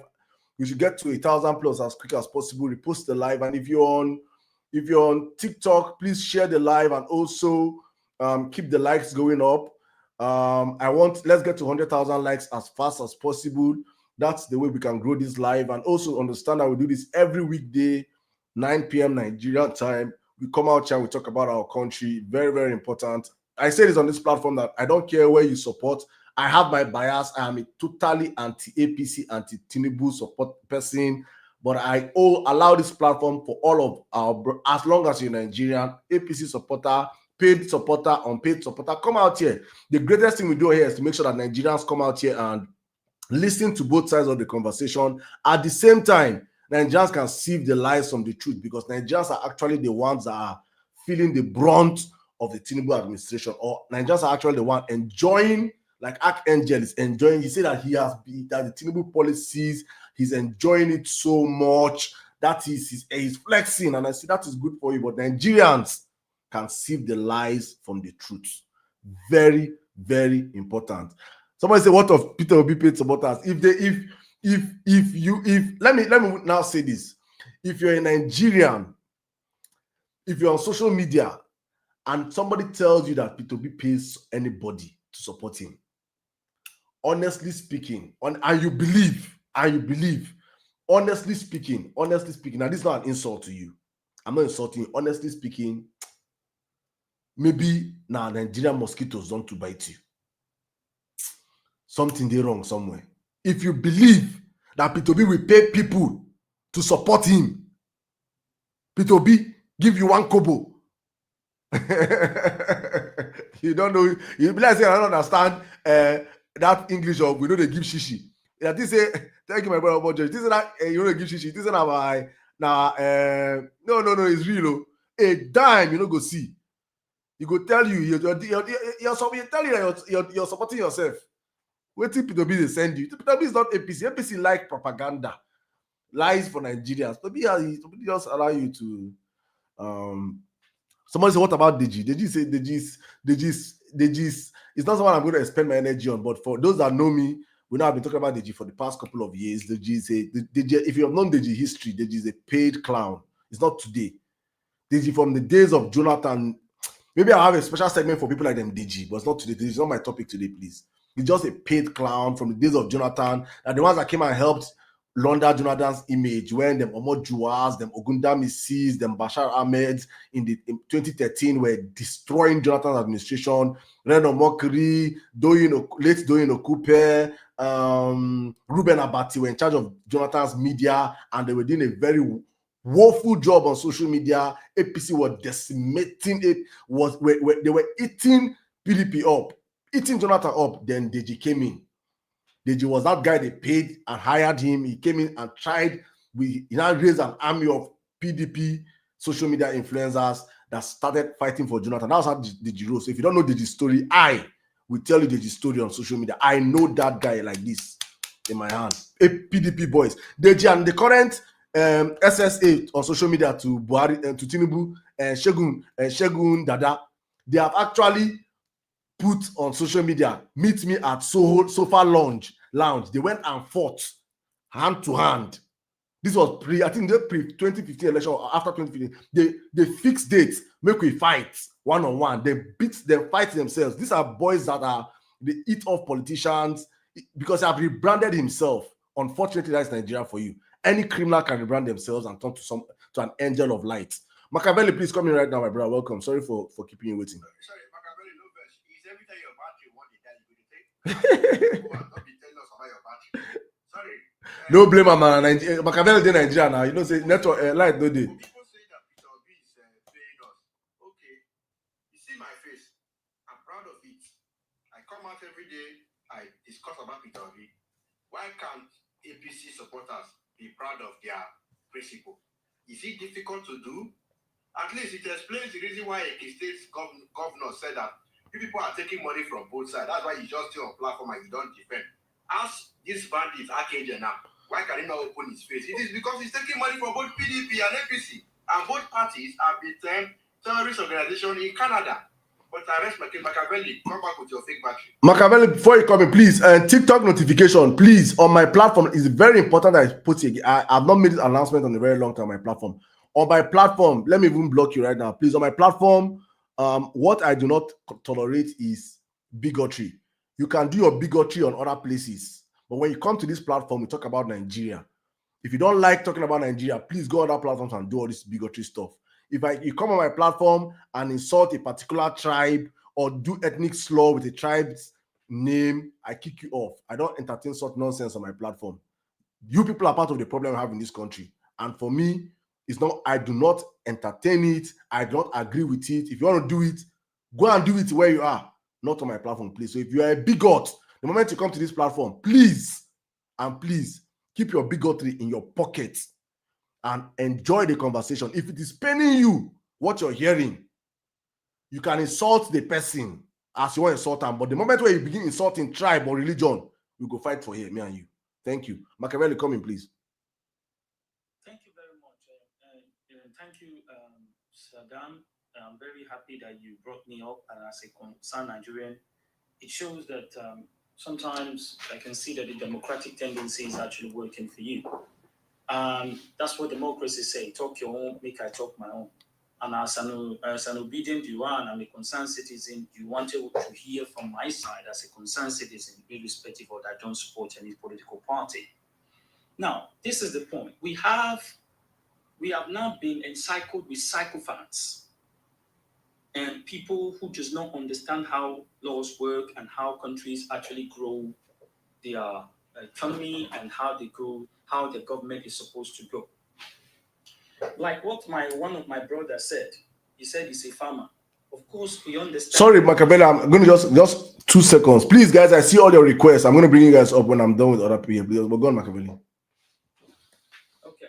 He said he's a farmer, and I'm very proud that he's a farmer, but just as he's a farmer, he was actually living in Lagos State there, while Idimu, because he actually was lobbying to become a local government chairman, he didn't work. He actually ran away with his paymasters. He was living in he's now moved. He has now moved to Abuja. He's now moved now down to Maitama. That is where he's now been sitting down, and he's telling you that he's a farmer. And he lied, and he said that the 19-year-old girl has actually become X, Y, and Z. That is very correct. But a 73-year-old man, as he claimed, who happened to be our president, has begun to lie to another president, Lula da Silva, in Brazil.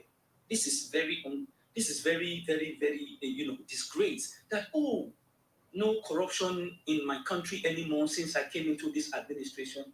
Oh, Mr. President, you have just forgot that somebody actually heard a plane. And instead of actually arresting this person or putting our national security in jeopardy, you actually gave him what you called a national honor. Now, he has now apologized, and everybody is now treating it as the Omoluabi. He is now apologized, and is now being given an ambassadorial role in our airport. Contrary to somebody, a Nigerian, a private Nigerian, who also did similar thing, he was actually held in Kirikiri within 24 hours. Mr. President, is that not corruption before you left the country to Brazil to tell Lula da Silva that corruption is over? Now, 2, before we came back from Brazil, you actually told Nigerians that we are going to go and bring everything back to, bring, investors. You went to Japan. You actually gave us a national disgrace. Itikad is there, national disgrace. And we also have a sitting governor telling Nigerians that this is what we have turned this country into. That some of you paid for the propaganda to promulgate propaganda on social media, indoctrinating Nigerians. You said they are taking from that. This is a sitting governor who is supposed to ensure that the affairs of his state. This is what he's saying. That is also a national disgrace. So, Mr. President, what do you have for that? Now, according to what we are having here, Tinubu's administration has borrowed from May 2023 to 2024, and this is what we have. And also in quarter 1 as well, we have 149.3 trillion, that's about 97.3 billion. Our domestic debt is now 78.76 trillion. External debt is 70.63 trillion. This makes 1 year increase of about 27.72 trillion naira. Now, if you go now, our debt to GDP ratio is about 52.25%. This exceeds Nigeria's own fiscal bench of 40%, though it's still below the IMF threshold of 70%. Now, the Tinubu's administration from May 23 to 2024 as it is 6.445 billion borrowed from the World Bank alone, include loans for power sector. Now listen to this. $750 million. Under his watch, 13 times the national grid has collapsed. Women empowerment, $500 million. Girls education, $700 million. Renewable energy, 750 million naira. Debt servicing is about 6.04 trillion in H1 2024. The 2025 is still coming. You see, the concern is that the debt servicing cost is now a 68.8% increase from the previous year, largely due to, name it, naira devaluation. How did we get here? Somebody is telling you that Nkonji Iweala has been wailing us. We are doing good. Please tell him, does Nkonji Iweala buy cowbell in Nigeria and know how much it is? Does he know how Nigerians have been living? What is our inflation rate? As we speak, according to the National Bureau of Statistics, we are about 22.19% off our inflation rate. That is because they have rebased it to because they know themselves. The fact is that they don't want to talk about national issues other than they want to use propaganda, vuvuzela, as they claim. He said inflation is going down. This person is something actually grand. That is why they call them sycophants, who has actually eroded our institutions, calling themselves as government. These are all sycophants. He said when there's something they always say. Please, just give me 1 minute. He said in every nonsense, there is a sense. They can actually go and ask Malam Nasiru El-Rufai to say, this government is paying bandits on national air. That is, he was saying, you are paying bandits. And he quoted it according to the National Bureau of Statistics. Oh. Now, they have now brought him to say, oh, Malam, what's it called? The NSA, and said, oh, that is a flat-out baseless nonsense. This. Well, the point is that instead of them to actually talk about something that actually bears the burden of this country, he said, ChatGPT, this is just nonsense. If you know me, you don't think I'll be quoting nonsense. That is what I'm saying. You see, people like Sule Lamidu has actually come out to say, we do not know X, Y, and Z of our president. Now, the concern is for us, Nigeria, how did we get here? That we have an institution through which the will of this country can be formulated has been thrown into jeopardy just because of your political nonsense and your party nonsense and your tribalistic ideology. This is a country that is democratic. We are not a duty ideology of North Korea. This is a democratic system. For crying out loud, these institutions must tell us how we got here. This is not about Peter Obi. This is not about what's it called, Nasir El-Rufai. This is not about what's it called, the other PDP governor aspirants and the rest, Kwankwaso and the rest. It's not about them. This is about national interest. All right. And those who think that to hold a plane and tell the person who hold a plane to go and apologize to Nigeria, and you went to Lula da Silva in Brazil and told us that the corruption has failed in our country. This is a national disgrace. Please, you need to come and tell us how we got here. Thank you, my brother. Thank you very much, my brother Machiavelli. Thank you very much. You know, there's something that you stated a whole lot of statistics here that flies over the head of Nigerians. You know, Nigerians have been abused so much with numbers that when we hear these billions, trillions, billions, we just don't like to know what is he even saying. But in it lies a whole lot of information that have kept us down. You see, I will be a fool, or any Nigerian will be a fool to believe that any government, anybody will come into power and will not do one or two things. One or two things. It's easy to construct roads. It's easy to award money for bridges. It's easy to say you're building hospitals. It's easy to buy tractors. It's easy to buy buses. It's easy to say, I will give student loans. It's easy. These are things that any sensible government. Sorry, 7.12 billion is missing from the student loan. Yes. 70 something point, not even 7, 72 point something billion, not 7, 72 point something billion is missing. It's easy to say 72.1 billion, exactly. So it's easy to say, I will do this, I will do that. These are things that day one any government can do. What is governance is how you translate your policies, that your policies affect everyday Nigerians. Let me give you just one thing. If I was Bola Ahmed Tinubu, I would have focused on in doing that Nigerians we evidently see. I've spoken about our seaport. Abba, I'm going to come to you now, then I'll come to Dauda. I've spoken about our seaports. Yeah, Dauda is going next after I saw it after Abba, so I'll come to you, Dauda. I've spoken about how we are meant to have decentralized our seaports, and we have put so much energy on Tinkan and Apapa seaports that as a country that is a high importation country, we are meant to have so many seaports. So if you're importing from Maiduguri, if you import a goods and you're based in Maiduguri, you have to travel for over close to 30 hours on the road, on our unsafe roads, just to get your goods. Inadvertently, what does that happen? What happens is that the cost of your goods automatically is going to skyrocket because you're going to clear it from Lagos, you're going to pass through so many checkpoints, you're going to pay so many bribes. You know, Nigeria now, all these bottlenecks. The moment you decentralize our seaports and take away all the rights from Lagos and open up seaports across the other coastal lines in the country, you automatically open up the economy because not everybody is going to be importing through Lagos anymore. Look at small nations. Go and check how many seaports are in London, in UK. Yes, I know they have more body water. UK have over 100 and something seaports. Look at small country like Netherlands is like Niger State is 3 times the size of Netherlands. Niger State that Archangel have been shouting. Niger State is 3 times the size of Netherlands. Netherlands have like over 8 functional seaports.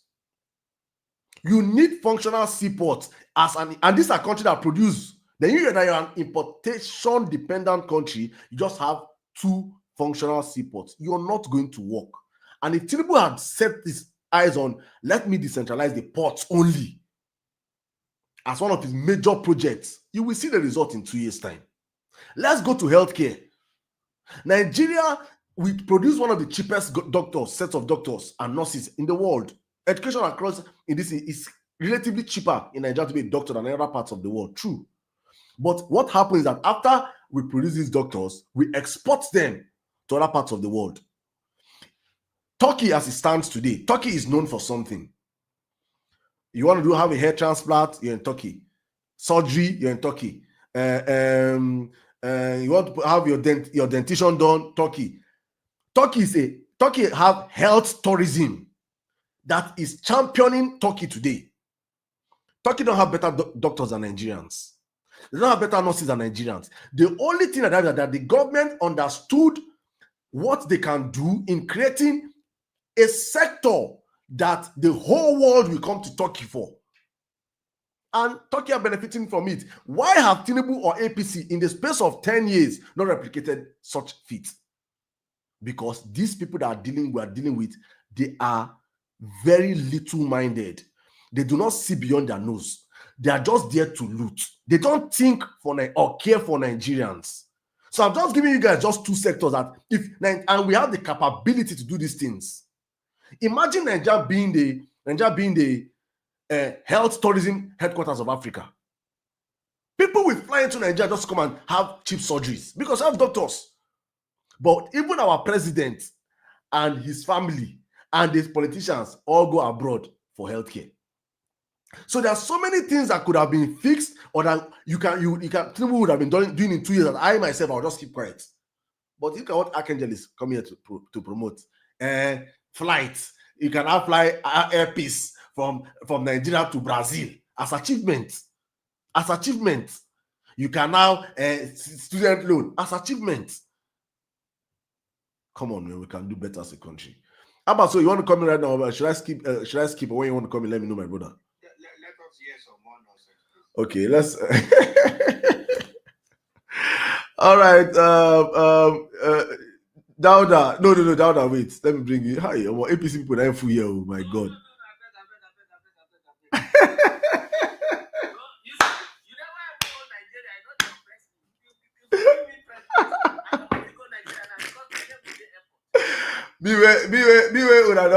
Don't know my own name, the airport. Tinubu people don't tell me, say the day when I get to Nigeria, they will carry me. I say, carry me for waiting. Well, brother, welcome. Good evening.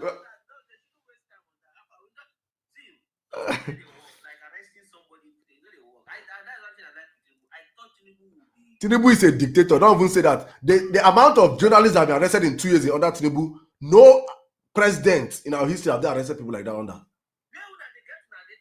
Check your internet now. Not be AI. Check your internet. Tinubu is a dictator. His government have been arresting people left, right, and center. Okay, let me make my presentation. Okay, but I don't expose you. Go on, 5 minutes. See, until the day we will wake up on television, going here, Rufai, they talk say now Obi start Biafran war. Now that time I go know which kind of man Rufai be.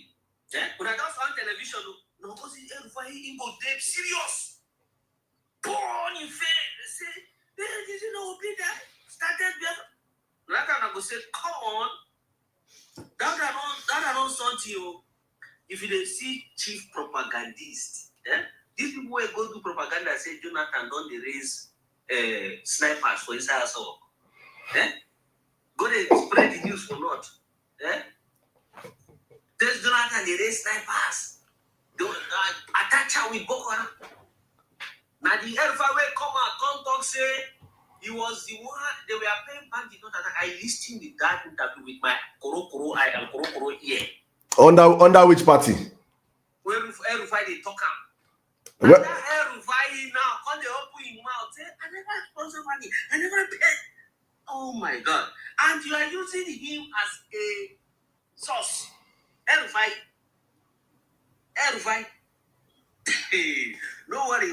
What would they go? Now we can't talk such about. You don't even start to talk about this much more. That is number one. Number two. You see, we are not afraid of responding to the northerners. See, I understand other propaganda, right? Because they, the northern politicians, they are not taking care of the masses. They only use propaganda to win their support. I'm telling you this one. They don't take care of them. They don't provide water for them. Some of them, when I know how many communities I give water to them. Where are the leaders? Don't worry, I'm planning. By the time I do my program, I will put the video here so that people will see. When we say we are on ground for Tinubu, those things. Santiago they sleep. You see, one thing is that northern politicians don't get TikTok presence like all those people that pay money, like the obedient. They call it TP for TikTok. Northern politicians don't have to. So we don't have time to engage them because they are non-existent on the platform. But you see, like obedient that are coming to pass misinformation, we are always there to pepper them. Dauda. To dismantle them. Dauda. To create more nightmare. Dauda. Yes, sir. Nobody knows Tinubu's history. Nobody knows his parents, brothers, relatives, or classmates. The only history he has is with the CIA and FBI in drug-related crimes. Sule Lamido. How can he be my source? Sule Lamido is not El-Rufai. It's okay. It's Sule Lamido also propaganda. How can Sule Lamido be my source? So you know Bola Ahmed Tinubu more than an ex-governor. Who is Sule Lamido? Answer now, just say yes. Yes. I will wake up today and quote him as my source. Why wouldn't you quote him as your source? Is he not an authoritative voice in Nigerian politics? Okay, if you don't quote him as your source, why are you people not insult him now? Why are people not insulting him? Let his followers, let him send his foot soldiers. I'm his foot soldier. I'm for Sule Lamido. I'm speaking for Sule Lamido. Insult my Oga, let me hear you. Insult my Oga Sule Lamido now. Let me hear you. You see, you APC people are cowards. Insult my Oga Sule Lamido now if you get mind.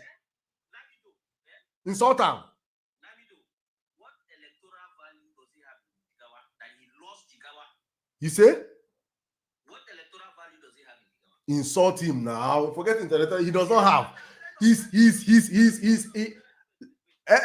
Dauda, wait. I'll sit back your 2 minutes for you. I'll sit back 2 minutes. I want he does not have any electoral value. He's empty. Oh yeah, now he said Tinubu is a drug dealer. Insult him. Okay, ever since I've been coming, have I been insulting you? Huh? I always say my opinion, but I don't insult. How can you say that? How can you talk? Say make I wait. Say now you go finish. Now you go finish.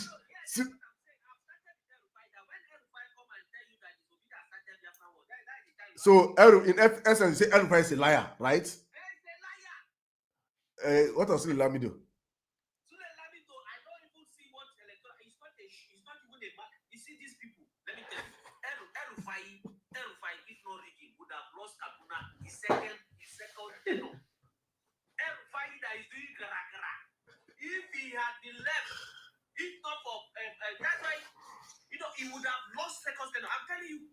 many votes did he win with? Yes, the second time, 10,000 plus. Okay. Why?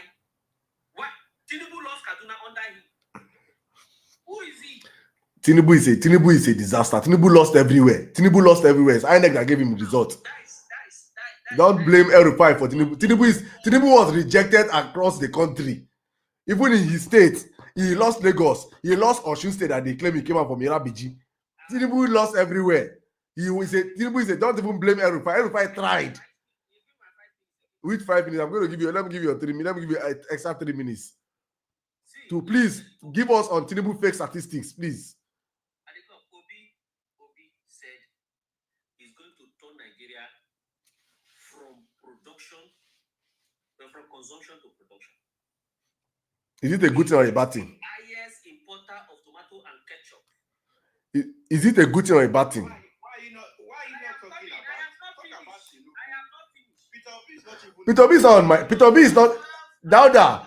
Peter Obi is not on my topic. Yes, but he does not have one tomato farm in Nigeria. Peter Obi is not on my tap. Is Dauda. Peter Obi is not on it. Why is it that every APC? Okay, let's keep Peter Obi aside. Tomato farm to show us that he can produce three tomato. Three things, not even the company. Three things. Dauda.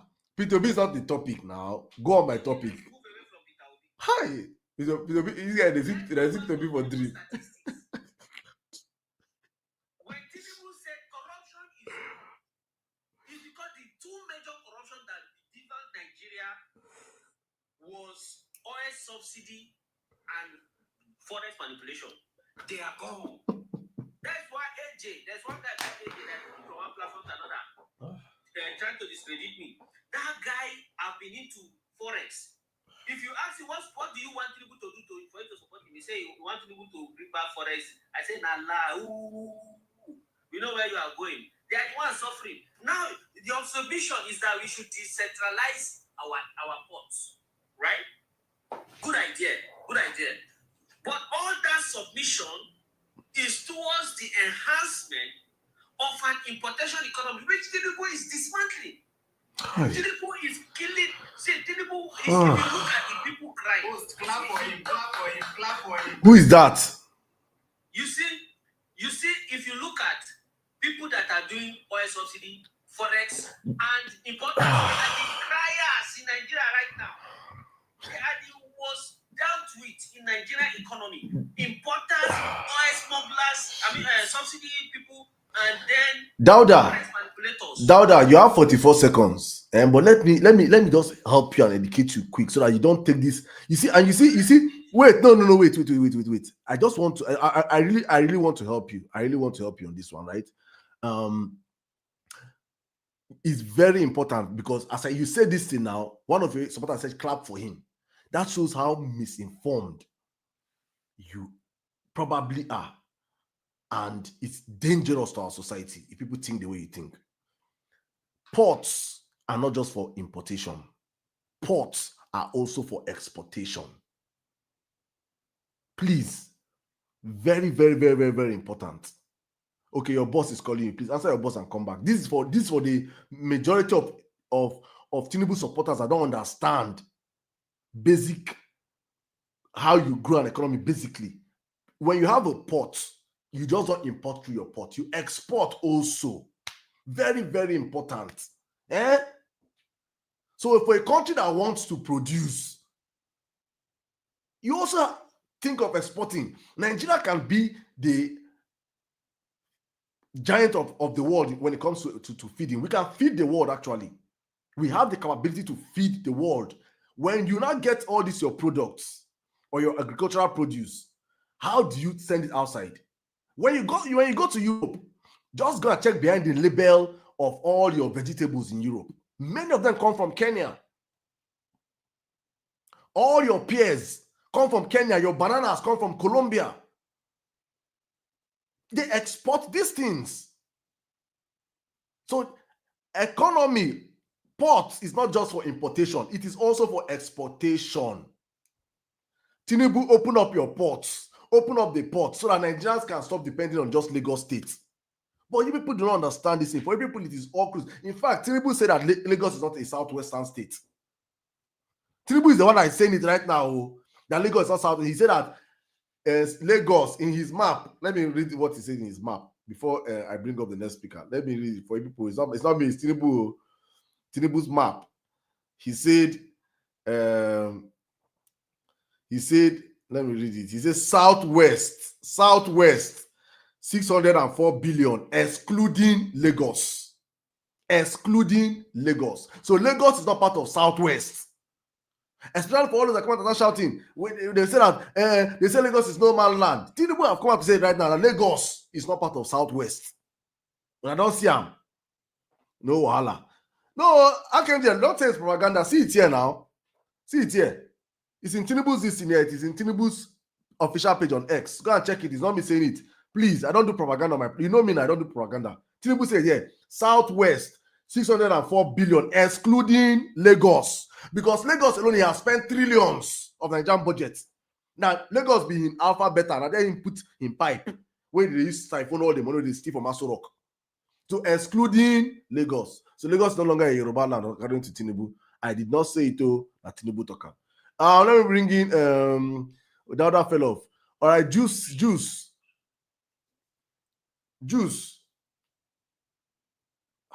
Why is it that anything Tinubu say, you people always want to interpret for Tinubu? Hello? Sorry, sir, I'm coming.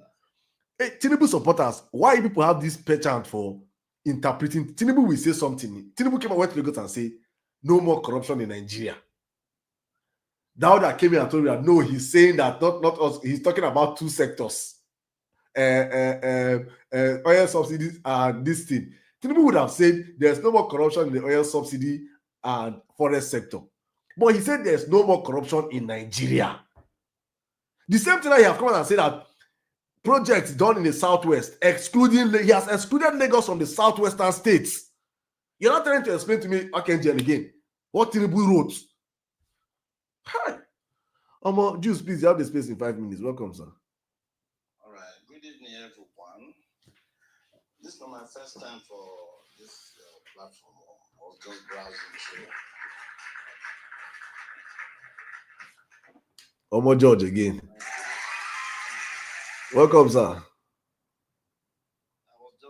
was just browsing through and I see you guys were making sense here. Now, in as much as some people will just come here and try to make things this in a joke, this is a serious matter. Because when you hear stories that is emanating out of Nigeria, it's a serious matter, not a joke. I don't know if these guys are Gen Zs or something. For a man who lived in Nigeria when Nigeria was good, went to school when Nigeria was good, grew up when Nigeria was good, these things are no jokes. You understand? So let me go straight to my points here. Whatever is emanating out of Nigeria today, it didn't just start today. You hear me? Because mocking do. We should be calling the likes of Obasanjo to question. Now Obasanjo start this thing where they happen today. Now the monster that grew up that we see today. Obasanjo started this corruption in Nigeria in the 70s. That everybody's copying and copying. Oh, he did this. Anyone that comes, you want to outsmart the other one. You see what happened with Fubura, whatever his name is, from Porakot. And I'm just listening to it today. So what's so wrong in Fubura resigning? Say, I don't want again, if he's not for himself. What is wrong with him not resigning? Say, I don't want again. All the people that were fighting for him, all the briefs, what's that woman's name? Dokumbo, all these people that came out. I mean, you just betray the people like that? You understand? And then we are also forgetting that the influence of the Western world in Nigeria not to succeed is of paramount concerns to all of us. We tend to forget that, because I heard somebody mention about, what's her name? Kunjawela. Kunjawela have been their CIA agent from the get-go, working for them to destroy us. We didn't see that because most of those monies we are paying We never really owed that money. And the woman, what she did was to put her own brother as the go-between middleman company that was, taking the money from Nigeria to pay to the Paris Club. That is another point. And then look at the situation that I'm telling you that Obasanjo started this, which is what Tinubu is playing at in many places like Osun State now. Deleke's family is paying salary for civil servants there, coupled with the young boy Davido, just to make sure that they don't shame their brother or his uncle. You know what I mean? Because Tinubu started, he stabbed what's his name? Tinubu in Lagos for many years. The guy was the governor, and the guy said that this can work. And then he's replicating it everywhere he is today. And then you have this spirit of sacrifice in Nigeria that is everywhere now. People are looking for daily bread. They don't care. They sing your praises, you give them 10 naira, they're happy. Then comes to this issue of 2027, your votes don't count. Votes don't count. When I couldn't realize that they don't really vote in Nigeria, it's just whatever you do today, they already predestined what they're going to do. Votes don't count. And then we have this spirit of educated fools. They are not really educated, they are instructed. You have people with triple PhDs, and they come out and say nonsense. In the same Nigeria they grew up in the 60s, 70s, when Nigeria was actually enjoying that fame. Today they don't see anything wrong in what's going on. So we may come to a platform and laugh, but you have even people like us now that can stay on the phone and talk for 10 hours. A typical Nigerian person can't stay on the phone for 10 hours and debate with us because the data will be gone. We can be here, you just pay your normal subscription, you are going. So these are the things I want us to actually be talking about. Because when you listen to the likes of Peter for Nigeria, that guy is shouting, talking every day. People don't take him serious. It's a serious business. It's a big problem. We just can't come online and yap. We should be trying to educate. Can you imagine a widow in Nigeria that doesn't have anybody abroad? In today's Nigeria, to go and buy one IC for 5,000 naira. No person abroad, no child, no nothing. How is she getting back? And then you're going to hear that man say he's a farmer. Is it not the same farmers that are being killed everywhere by the Fulanis? And that's why you say you are making your money. All right, sir. Just if I give you extra 2 minutes because you're making small sense, but go on, sir. So this is my take, sir. I just think we should hit the points and say it the way it is. It's not a joke. We're not coming here to laugh. It's painful. Thank you very much, sir. Thank you very much. For me, I understand our copism. I call it copying mechanism for us. So most times, in the midst of the whole anger and everything, I try to water it down so that Nigerians can understand that yes, we can be angry, but at the same time, we can just find a way out of our misery. Right? Very, very important. But you made a wonderful submission. I agree with you that yes, the foundation of our democracy. Most of the things we are seeing now, yes, Obasanjo's foundation was faulty. So even though I can always point and say, yes, so many bad things happen under Obasanjo, I can point and say so many good things happen under Obasanjo, transformative changes happen under Obasanjo that today, in fact, let's even focus on the bad things under Obasanjo. Under Obasanjo, there was impeachment of governors. Under Obasanjo, there was the Obasanjo had to seize. When Tinubu created new LCDAs, Obasanjo had to seize those LCDAs funds. After Obasanjo, we have moved on like probably 16 years after Obasanjo. We should not be going back. The conversation should be that we are building from a faulty foundation and seeing the bad things Obasanjo did and say we should not be having a repeatage of what we saw 16 years ago. We should be talking about new frontiers. Obasanjo came in and we saw the transformation in the banking sector. We saw the transformation in the telecommunication sector. We saw these transformations going on. The privatization and all those stuff that happened during his time. The economy was relatively better, far better. Our debt was cancelled under Obasanjo. Yes, there was corruption. Yes, there was high-handedness of the government. Yes, there was judiciary manipulation. But 16 years after Obasanjo, we should not still be talking about Obasanjo's crimes. We are meant to have built upon it and made sure that democracy is better off today. But what Tinubu has done is that he has taken us back to Obasanjo dark days. Dark days of seizing. Osun State is not an Igbo state. Osun State is not a Hausa state. Osun State is a Yoruba state. It's a southwestern state. Tinubu is currently holding down the local government funds of Osun State. Yorubas are the ones feeling the effects firsthand that it is Davido's uncle and Davido's money they have been using to pay Osun State salary. It is a crime. It's a travesty.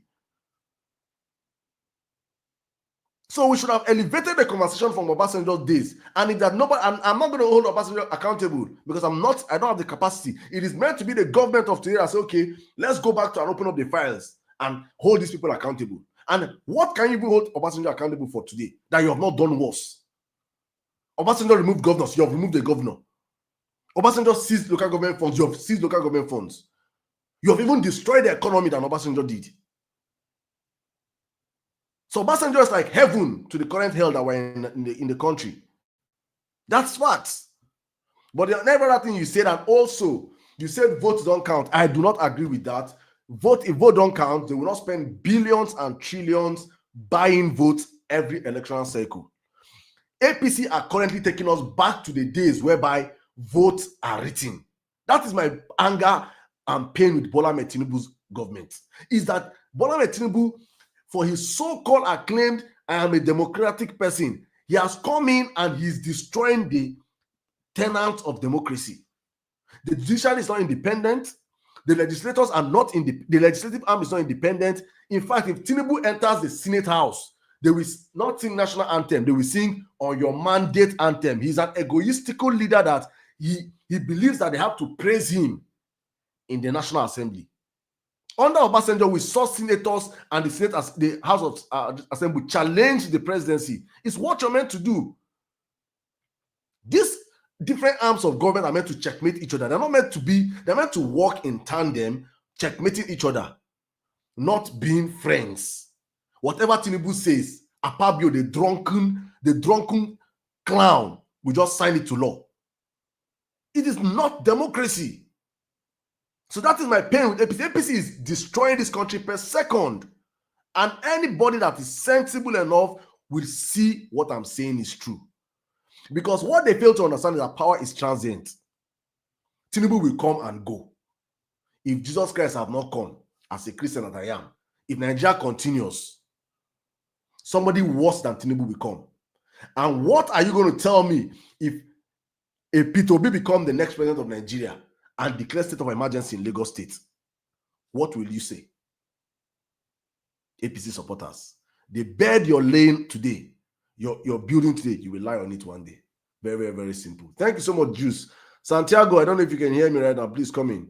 Meanwhile, guys, you guys are really dulling my hand today. I don't even know what's happening with my liking department today. You guys are really, really falling my hand.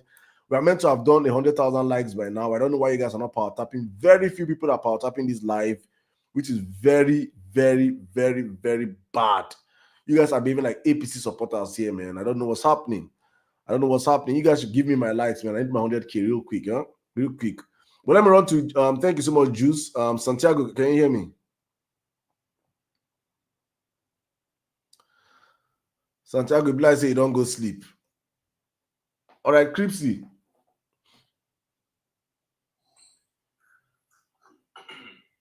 Good afternoon. Oh, good evening. Good evening, my brother. How you doing? Oh, sorry, my brother. Good evening, my brother. Welcome, Jerry.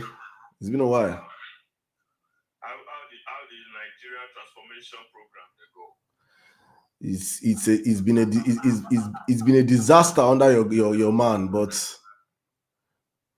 It would have been easier, my brother, if you have chosen to work with the government and see how you can also be part of the transformation.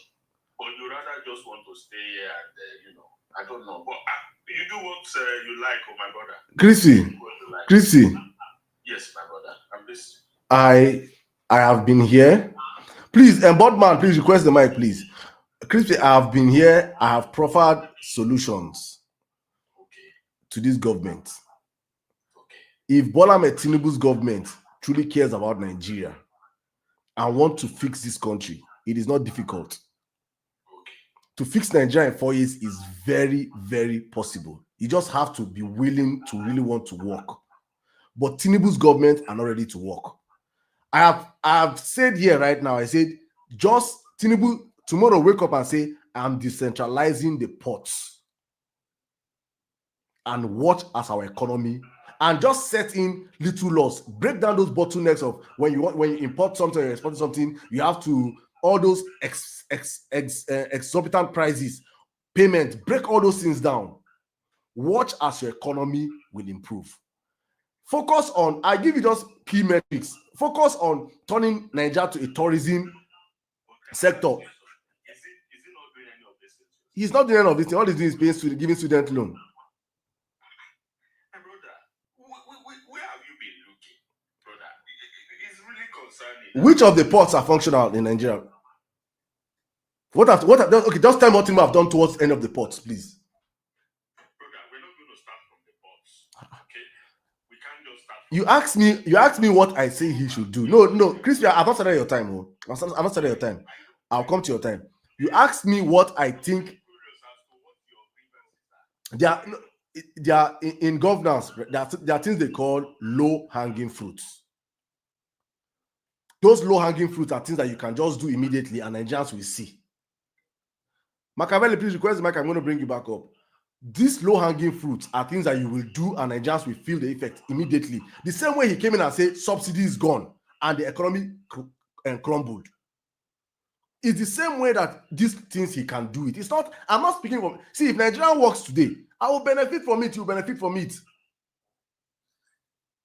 I'm complaining, and at the same time, I'm providing solutions, things that he can do, but I know he will not do it because Tinubu is actually a slave of the people that do not want Nigeria to work. It's the truth. So if you give Tinubu 60 years, Nigeria will not work. But let me give you start your time now. Go on. You see, the beauty of it all is we come here, we say what I will feel. Yeah, we'll leave it there. Yeah, I've listened to you, and today's not my first time, obviously, of coming here.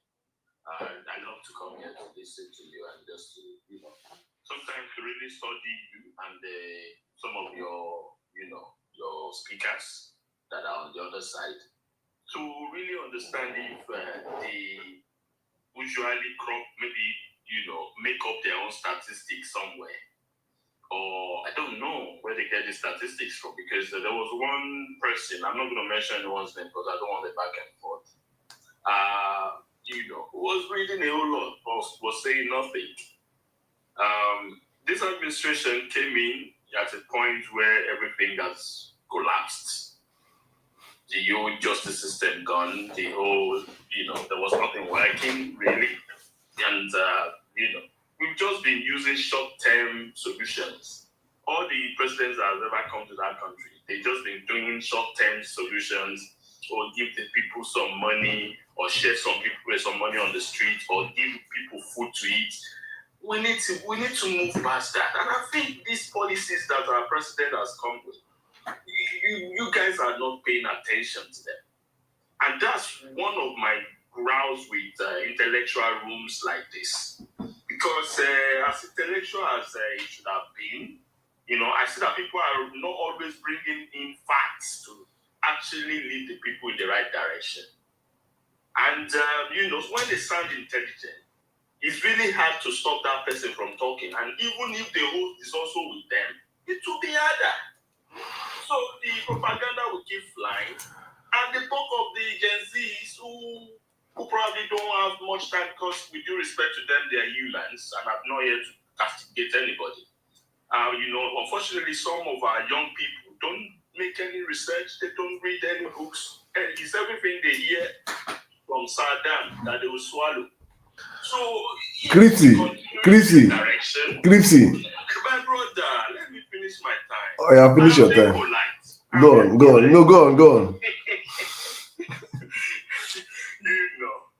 My brother, you're doing a fantastic job here. As much as I always come here and I will always be on my side, which is the APC, but I need to applaud what you're doing. Honestly, it's not easy. But as time goes on, if you can infuse, some, bits and pieces of truth in whatever you're doing, not just always coming out so hard on the president. My brother, this job of the presidency is not an easy task, But we have a brave man, a confident man, a man that don't even respond to slurs. He just sits there, continues his work, works diligently, travel to the appropriate countries where we can get money and investment. He's doing it the way it should be done. This man is not lazy. From day one, he's been working. Even though they all carry rumors about his health and all this, he's going to pine tomorrow, he's going to pine in 3 days, and everybody is doing VG for him to pine.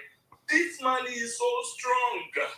I mean, what more do you want, Nigerians? All I will beg my people, I don't like coming to real out achievements because I know no matter what I real out, Nigerians are insatiable. They will always want more. Even me, I want more. You understand? But you see, he's working. He's doing something different from the old people, the people that have been coming in the past. And it's just 3 years into his administration. He still got 1 more year left. I would say, why can't we give him the benefit of the doubt to finish this term at least? But and you know why I always come here, my friend? It's because you don't do ethnic bigotry.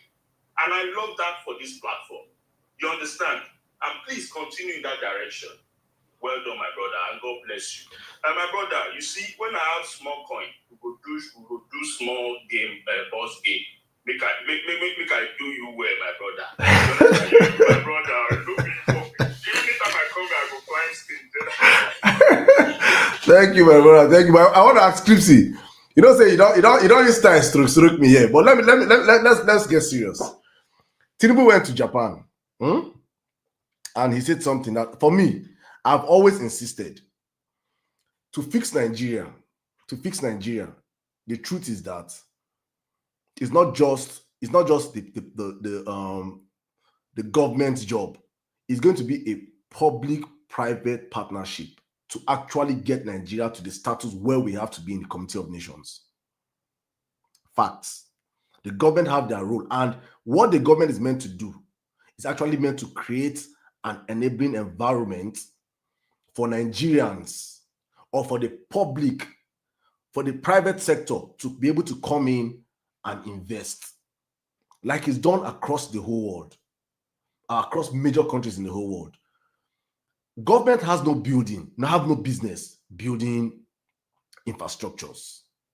Same, especially like Nigeria right now. The government have no business. It's meant to be the government create an enabling environment, like what Tinubu is claiming to do with the coastal road. But the problem is that the coastal road is Nigeria that's funding it. But he claims it's a public-private partnership. Excuse me. Such roads are meant to be private roads. Private companies come in, they build these roads and they tow it. And the government give them probably 30 years period. In this period of time, you must have recuperated the finance you put into these roads. And when you're done with that, you will now, and while you're still paying taxes to it's a win-win scenario for the government. It's a win-win scenario. The company comes in, build the roads for you, tow the road, you have your percentage from the taxes that they are paying, motorists that are paying on that road. The company has that percentage, albeit higher than the government. And after the space of maybe 40 years, you can either renegotiate, and within that 40 years, the company will be maintaining that road. So for every pothole, the company will fix it. The government have no business. But the scenario we have in Nigeria is that Nigerian government are the ones building road. Why? Because every year, they have to budget those roads. They have to budget money for FEMA in those roads so that they can be stealing money consistently. Look at the billions that this man wants to go and waste in Lagos terminal, that they want to steal through Lagos airport terminal. It is not normally a Nigerian man. I forgot what this guy. Bonaboy sang song with his name. Bayo Ogunlesi. He owns Gatwick up until probably last 2 years when the Black Rocks bought it from him. He owned Gatwick International Airport in UK. That is how you do things in working countries. Private individuals build airports, build roads, build bridges, and get their money. That's what build railways. Government has no business because government understand waste. If a private man comes in and invests his money, he will maintain that thing because he knows that it is my money I put inside this thing, so I must reap back my money back, so I will maintain it to the highest standard ever. But when the government builds railways, the government will change. Government is a continuum. You don't have highest in Tinubu will spend 8 years. If a new government comes in and say, this road where Tinubu build like this, I don't like him, he will scatter it because he wants to steal more money. So he will scatter it. So that is what I'm trying to make you understand. Our politicians are all criminals. See, they know that the job that privates are meant to come and do in the country, they will never allow privates to come and do it. Because if they do it, Nigeria, them as politicians, they will not see money to budget and steal. And that is why I'm opening your eye to understand that to fix Nigeria in 4 years is not a rocket science. It entails a leader that understands what I'm saying right now, come in and set the fundamentals and open up Nigeria for investors to come in and invest. I know a man, I've said it before on my life, that I know a man that came into Imo State in 2013, 2014. I met him in I think 2015. But what he was telling me, so he owns one of the biggest casinos in Nigeria. He's Scottish Nigerian. He has friends. He wanted to come and build a speed rail that will connect Imo State, then connect Southeastern region. He reached out to the governor, the Commissioner of Works. The Commissioner was asking him, what is the need for me? What thing we go get? What thing will be our own share? What thing be our own percentage? This man had Scottish companies that build rails that I wanted to bring them, and the government will not pay a kobo.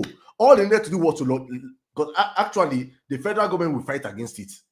So you needed a governor that was going to go and convince the federal, say, see, we have this company coming to Nigeria that want to build this free of charge. We're not putting any money inside it. Or in fact, we will have our own shares. The same thing Peter Obi did with the so-called breweries in Anambra State. The only thing Anambra State provided for that brewery was land. And instead, Anambra had, for that, they gave them thousands of jobs, created an avenue whereby the company as it stands right now, Anambra State are one of the shareholders in the company. That is what you do as a government. You create an enabling environment for businesses to come in and thrive. But APC don't understand this thing I'm saying. I'm speaking like, it's like I'm speaking Chinese to the ears of an APC supporter. That you can do these things in Nigeria. And so that man, after he's so much stress on trying to bring a rail to Imo State and it did not work, he went and used his money and opened a casino. He said that all the Nigerian government want. And in that casino, that I was in his casino, the governor's brother comes to his casino every night and blow a minimum of ₦1 million. This was in 2015. And we did it with a drink. He was saying, now look at this same governor, his brother now saying they blow ₦1 million every single night in that man's casino. That is Nigeria for you. Our politicians are just criminals that we do not want to see that country work. And Tinubu said this in Japan. He said, Nigerians in diaspora, please come back home. Crispy, I want to ask you this question. Why are you not going back home as Tinubu has commanded the people to come back home? Just answer that question and I'll move on. I live at home. What are you saying? You live at which home? Yeah, I only journey around the world, but I live at home. Which home do you live at? My business is at home. I have business in my channel. Brother. What's your business? Let's promote.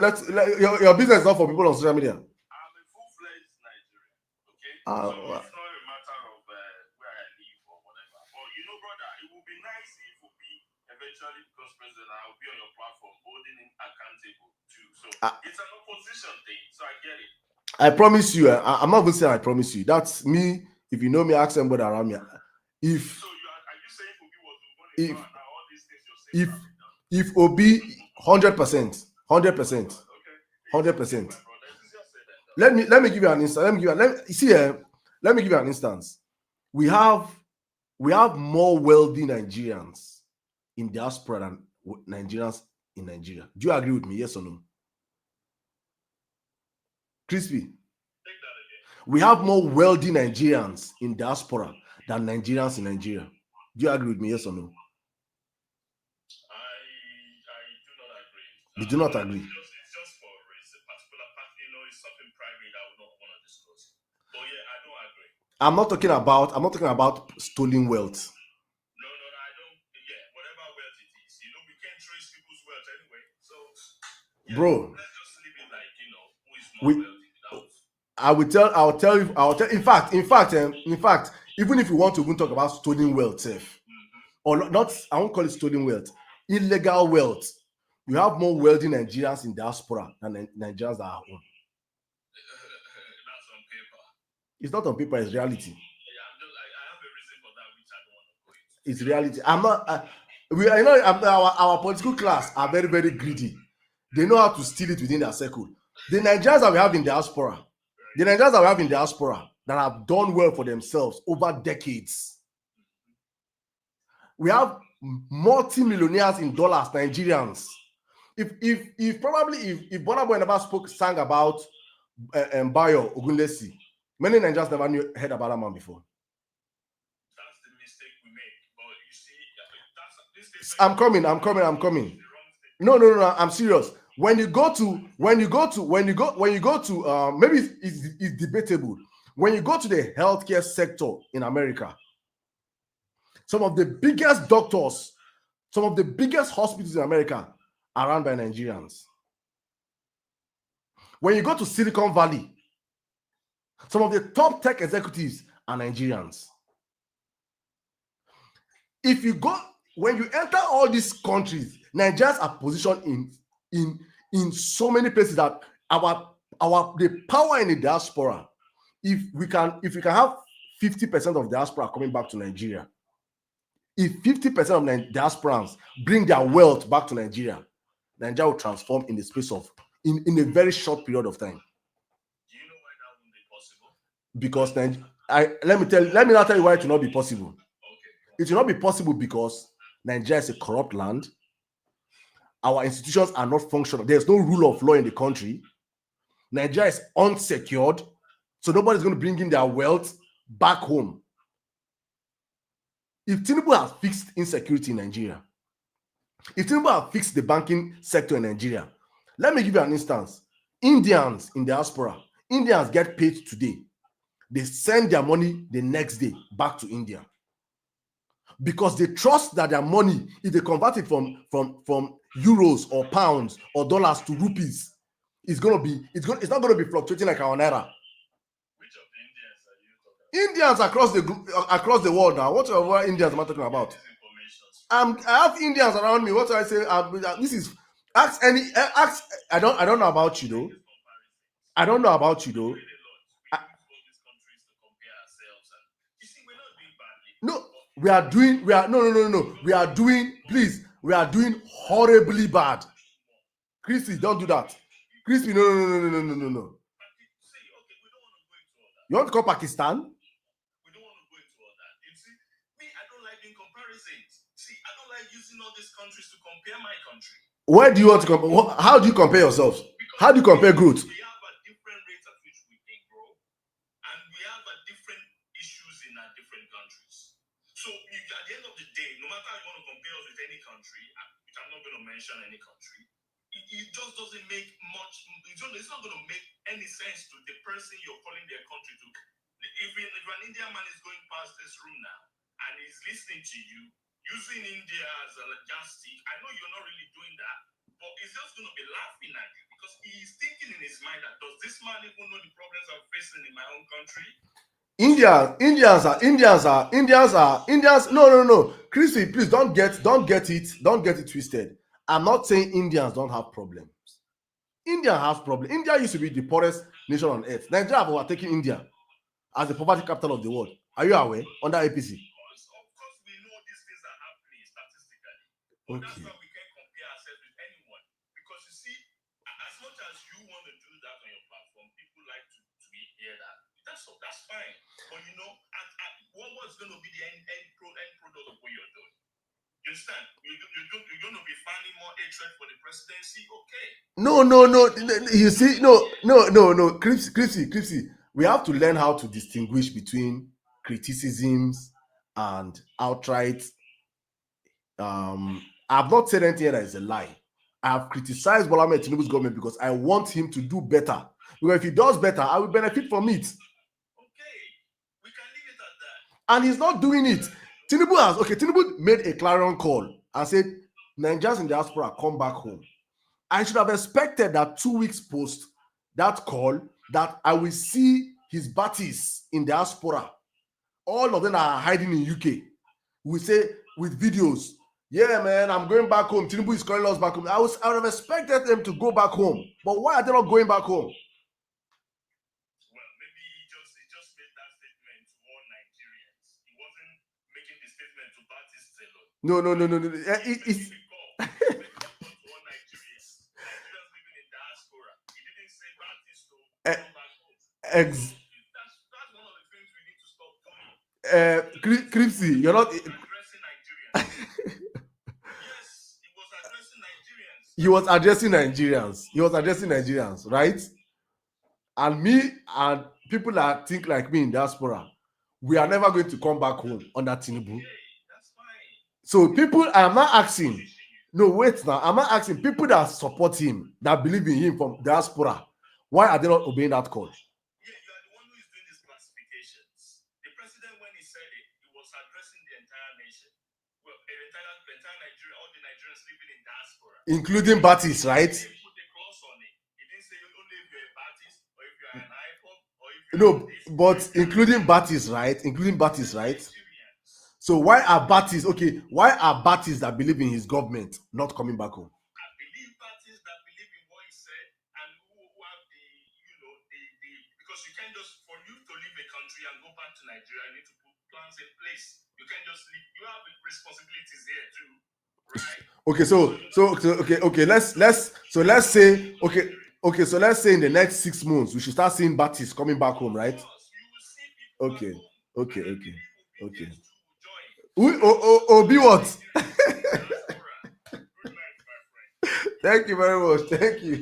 Thank you, my brother. It's good engaging you. Thank you. My brother said obedience to come back home. Any obedience, you go leave. Oh my goodness. No saying Nigeria in diaspora will come back home. That's the truth. That's the painful truth. No saying Nigeria will come back home because we all know that Nigeria is nowhere. You can come back home today and tomorrow they'll just pick you up. Some boys just carry you. Now next thing they're talking about ransom. That's how unsafe Nigeria is. People they come back home, they disguise, they hide our country under APC.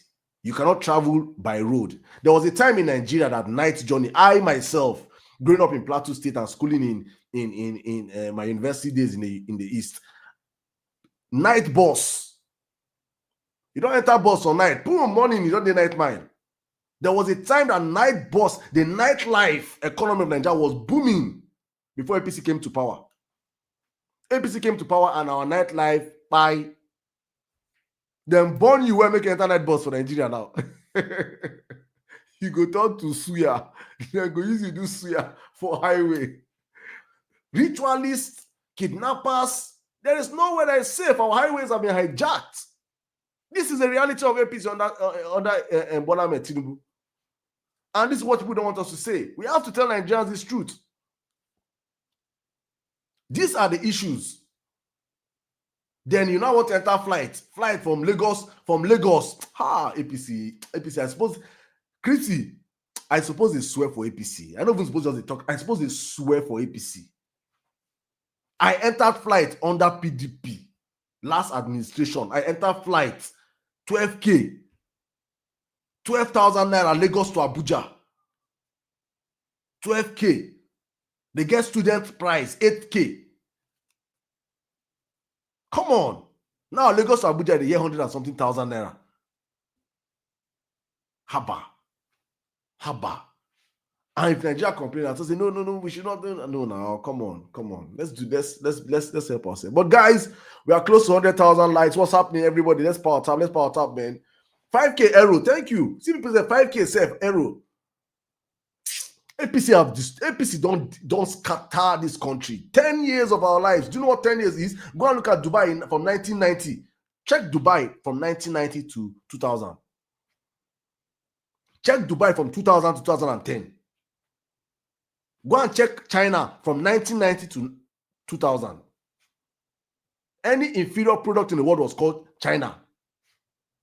You buy anything will be inferior, they call them China, as they call made in Aba. China, inferior. Check out what China did in space of span of 10 years. In 10 years, you can build you can turn Nigeria to El Dorado in 10 years.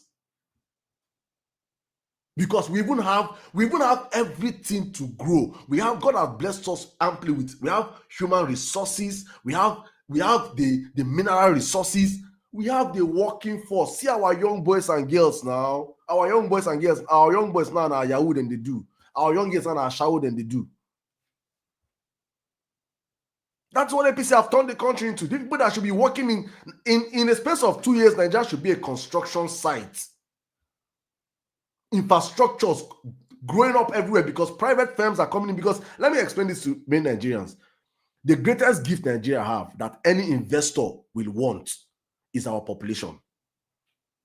But why are the investors running away from Nigeria? Is because our population don't have purchasing power. APC has turned our economy to a sachet economy, whereby everything is now in sachet. Everything they sachet now, including Ogogoro, Kai for sachet, this one for sachet, because they know that there's no more purchasing power for Nigerians to buy. So, what is the incentive of an investor coming in? If I'm going to be selling Milo for small sachet, 15 naira, why should I come and build in that kind of economy where I can go to an economy that even though they have a lesser number, I can sell the big ones, probably 1,005. And people will be buying it because there's purchasing power. But in Nigeria, there's no purchasing power. So investors are not incentivized to come and invest in the country. APC has destroyed Nigeria economy. Facts. It is not hate. Family Kitchen, welcome to the live, please. Meanwhile, guys, let's power tap, please.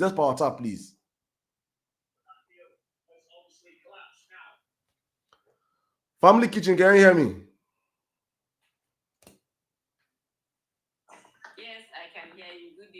Good evening. Welcome to the live. Yeah, thank you. This is a platform. I have to be in the mood before I woke up. The last time I saw you, I just screwed past. And I think if you are bringing people in the box, when you bring out one APC person, you bring out somebody else. Even if it's not obedient, maybe somebody else. Don't let only APC talk and then they fill the conversation with APC. No, and there are people who request mic and they bring go. If people don't request mic, it's not my fault. Okay, that's good. You see, I'm genuinely paid when people that support APC talk. It sounds like we are living in limbo. Like, it doesn't sound real. See, that same Japan that Tinubu went, the president of the giant of Africa went to Japan and he came back with lies. He did it in Dubai. Dubai came and debunked it.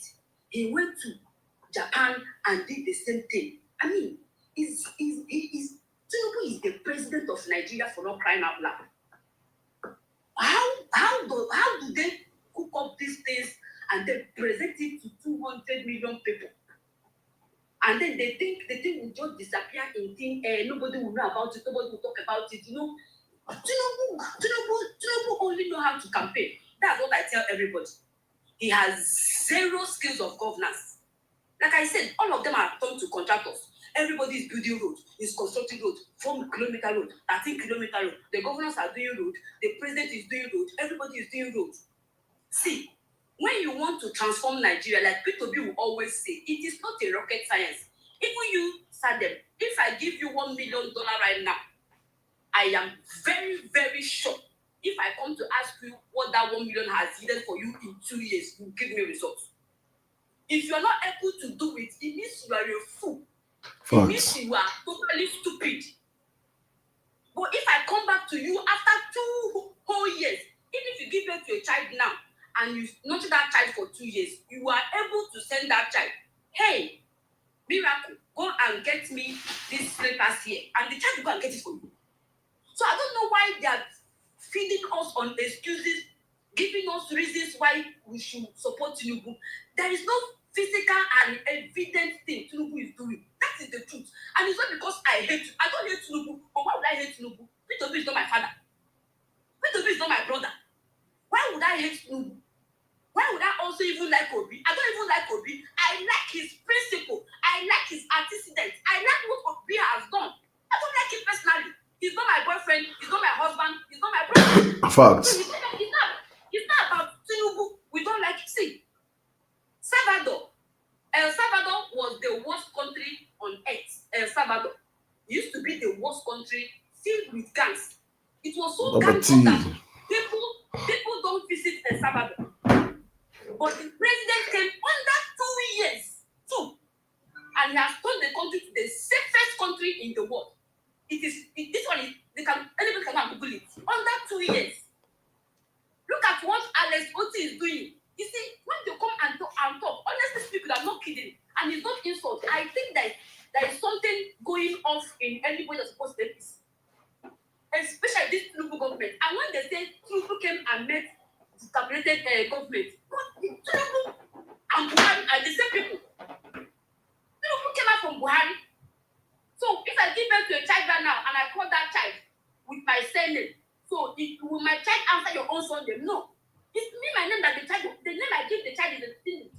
So no, APC has destroyed Nigeria. It is pure and simple. There is nothing anybody should say about it. And it is not propaganda, it is not hate. We want to live a better life. Just like you're saying, can you travel in the night in Nigeria now? No. My sister was telling me what was going on. She said that Okigwe is on fire. So if Tinubu has the power to stop Subara, why can't Tinubu talk to other governors? Because he should treat them with all this emergency administrator or whatever you want to Rivers. Look at the election they conducted under Tinubu in Rivers. I mean, when we talk about this democracy, I mean, we are all not stupid. And we shouldn't let these APC people be putting this thing in the head of people that but I'm pretty even Tinubu know that people didn't vote him. He himself said it. It's because Nigerians are not stupid. We didn't vote him in. Look at how they were struggling to insult Davido. He couldn't do it. He couldn't do it because I mean they know the truth and they have deliberately want to. No, I don't think because Obi is an Hausa man and he is as good as this. I was expecting. See, Tinubu went to Japan. John Mahama of Ghana president went to Japan. But today, I'm reading this thing from the news. Ghana web. And Japan has not come to debunk it. Toyota has chosen Ghana as its West African home after President John Mahama visited Japan. This is the news. Have Japan come to debunk it? No. So right now, Japan has a home in Ghana. Country of the same place our own president went and came back with a lie. President. Me and you can lie and go scot-free. How do you treat a whole nation? Our president, number one citizen. And meanwhile, is what? Oh my goodness. You know, when you talk, it's like you know that made all of us talkative. That's why it's difficult for me to listen to Nigerian news now. When I on the television in the morning, when I listen to, I just remove it because it's like the putting of this. And I must commend you how you are able to cut and contain and take this nonsense they come to the program and say. Honestly speaking, I can't stand it. When they talk, it's like something is just removed from my that draining my blood like by fight. Because we are in a place where our economy has gone in shambles. Somebody said this morning on Central News that there is $1 in Nigeria than Naira. What happened to our ATM machines? That everybody is now using POS and we are saying we want tackling security. When we made the way to pay the ransom very easy. What happened to ATM machine? Everywhere is ATM. Where is Nigeria now? Now, just like you said, our banking sector during Obasanjo was brilliant. It was not even good. And I don't know why people keep saying Obasanjo did this, Obasanjo did this. We are no more doing them. Some of us, our fathers didn't treat us well, but we're not dealing with those things. We've moved forward and we've made them know that they have taught us how not to be fathers and mothers. They have taught us how. So when Obasanjo did the bad, yes, and somebody else has come and is doing worse than Obasanjo, I mean, where is the comparison? The person that said that he doesn't compare Nigeria with anybody is a blanket player. Why? Because if you don't have somebody that... All right, my sister, if you could just be winding up, please. I've extended your time, but you're making sense. So you let us give a minute to wrap up, please. Okay. If you are not doing comparison with other nations, then we can never have any yardstick to measure our own progress. It's with what people have done that we will use and measure our own progress. Thank you very much. Thank you very much, my sister. Thank you very much. Wonderful submission. If I make a clap for you, Jerry, you try. I really enjoyed everything you say. Thank you. If people are saying she won't allow you to talk more, I would have given you extra time, Jerry. But I'm going to leave you up here. If you want to respond, I'll probably come back with a double submission. I'm going to allow you to come back on that. But let me just add to what you said now about Toyota, Japan. Toyota, Toyota, we are one of the highest users of Japanese products. We consume Japanese products. Tire. I was expecting that Tinubu will come back and we hear that Japan are coming to build so and so in Nigeria, especially with the fact that we are going into EVs. The world is going towards EV vehicles. We have lithium in abundance in Nigeria. Probably come and build one lithium factory. But the truth of the matter is that no serious government, no serious investor, no serious company will come and invest under Bola Tinubu. It is not an insult. It is not a curse. It is the reality of things. Because governance or countries are like women.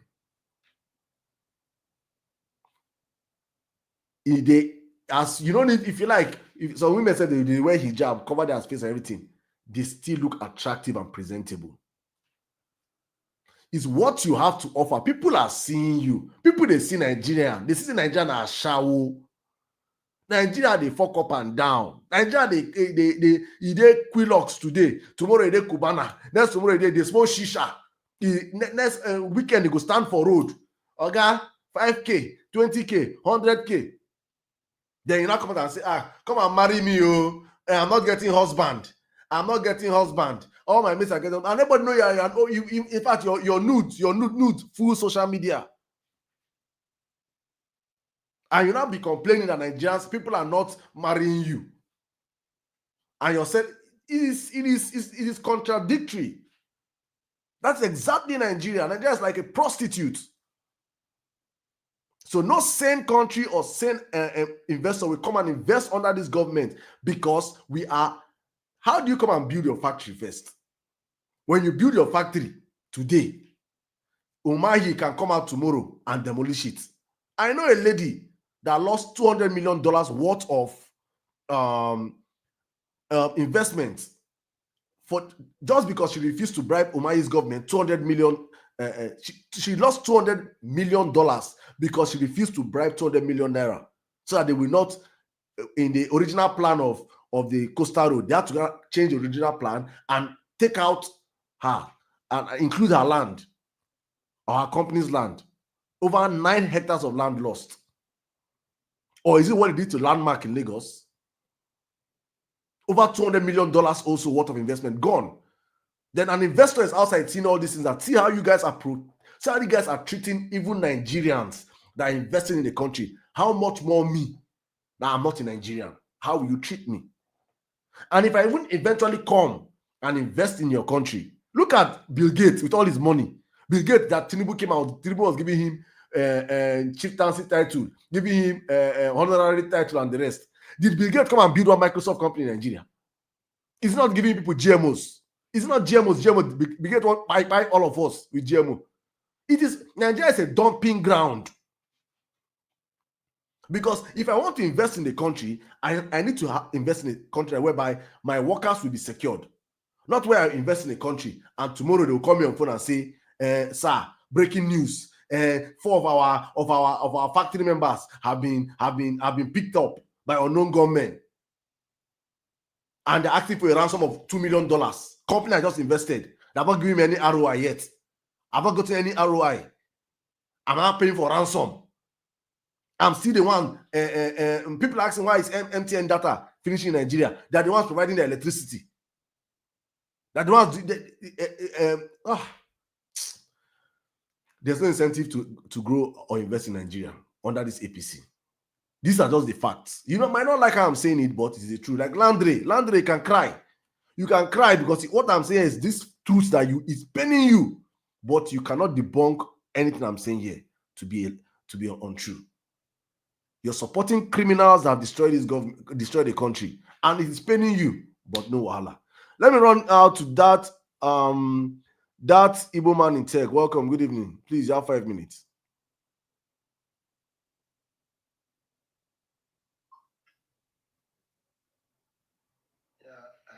Good morning, Sirdam. It has been a very long time I came here.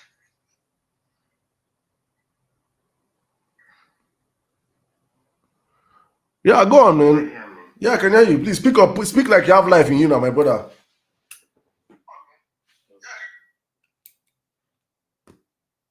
Nigeria, I've dragged all the life I have in me.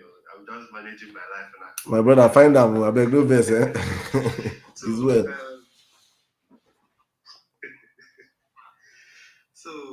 It is very painful to see all these people that are supporting this administration, you know. Imagine somebody like Archangel saying that he's a farmer. When you don't even know what farmers go through. I can give a first-hand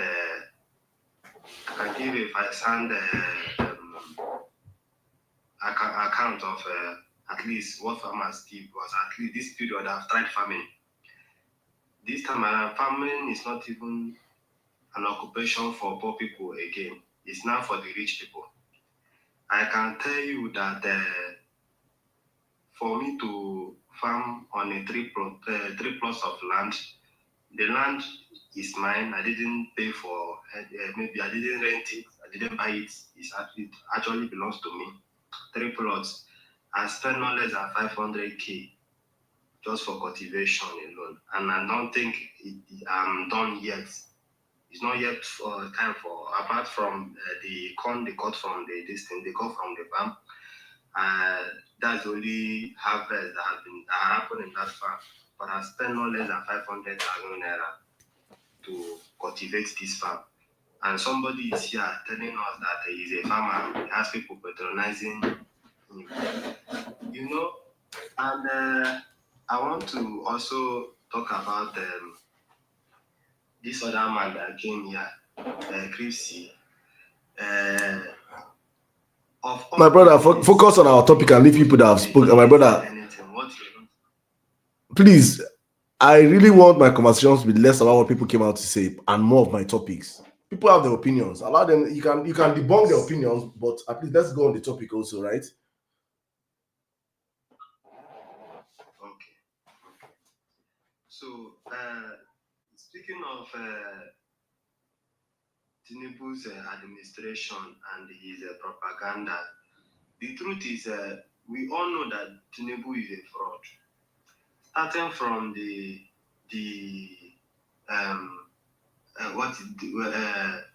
subsidy he said he removed.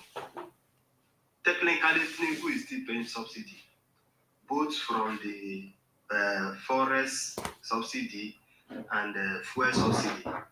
Those subsidy, today Nigeria is still subsidizing those markets. So coming out to say he tackled the fraud in subsidy, that one is a big lie, pre-propaganda. You don't just come online, take your tablets, you are reading out articulated statements, you understand, to deceive the gullibles. You don't do that. We can't take that from you. If you go to He said he did his produce. You check the Coastal Rail. Coastal Rail is a fraudulent project. I can tell you that a project that is started 330 something kilometers road. You did only 30 kilometers, and you called all the this thing. You call all the media houses in Nigeria, journalists and press to advertise something 330 something kilometers of road. You did only 30 kilometers, and you are advertising just 30 kilometers. And another secondly, you said you did the NEM fund. NEM fund you said you created.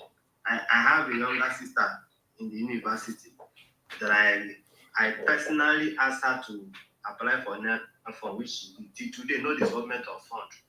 The housing, he said he did. People are complaining. People who have applied for the housing meet up with the requirements, met the required payment that was asked to make. Till today, no house has been allocated to those people. So you can see that these people, what they do is they just come, create a venue to launder money, and they start sharing money among themselves. All right, my brother, please, in a minute, please, just wrap up, please, right? Said, 19-year-old. They both, this, please, in a minute, please. Okay. Then somebody's.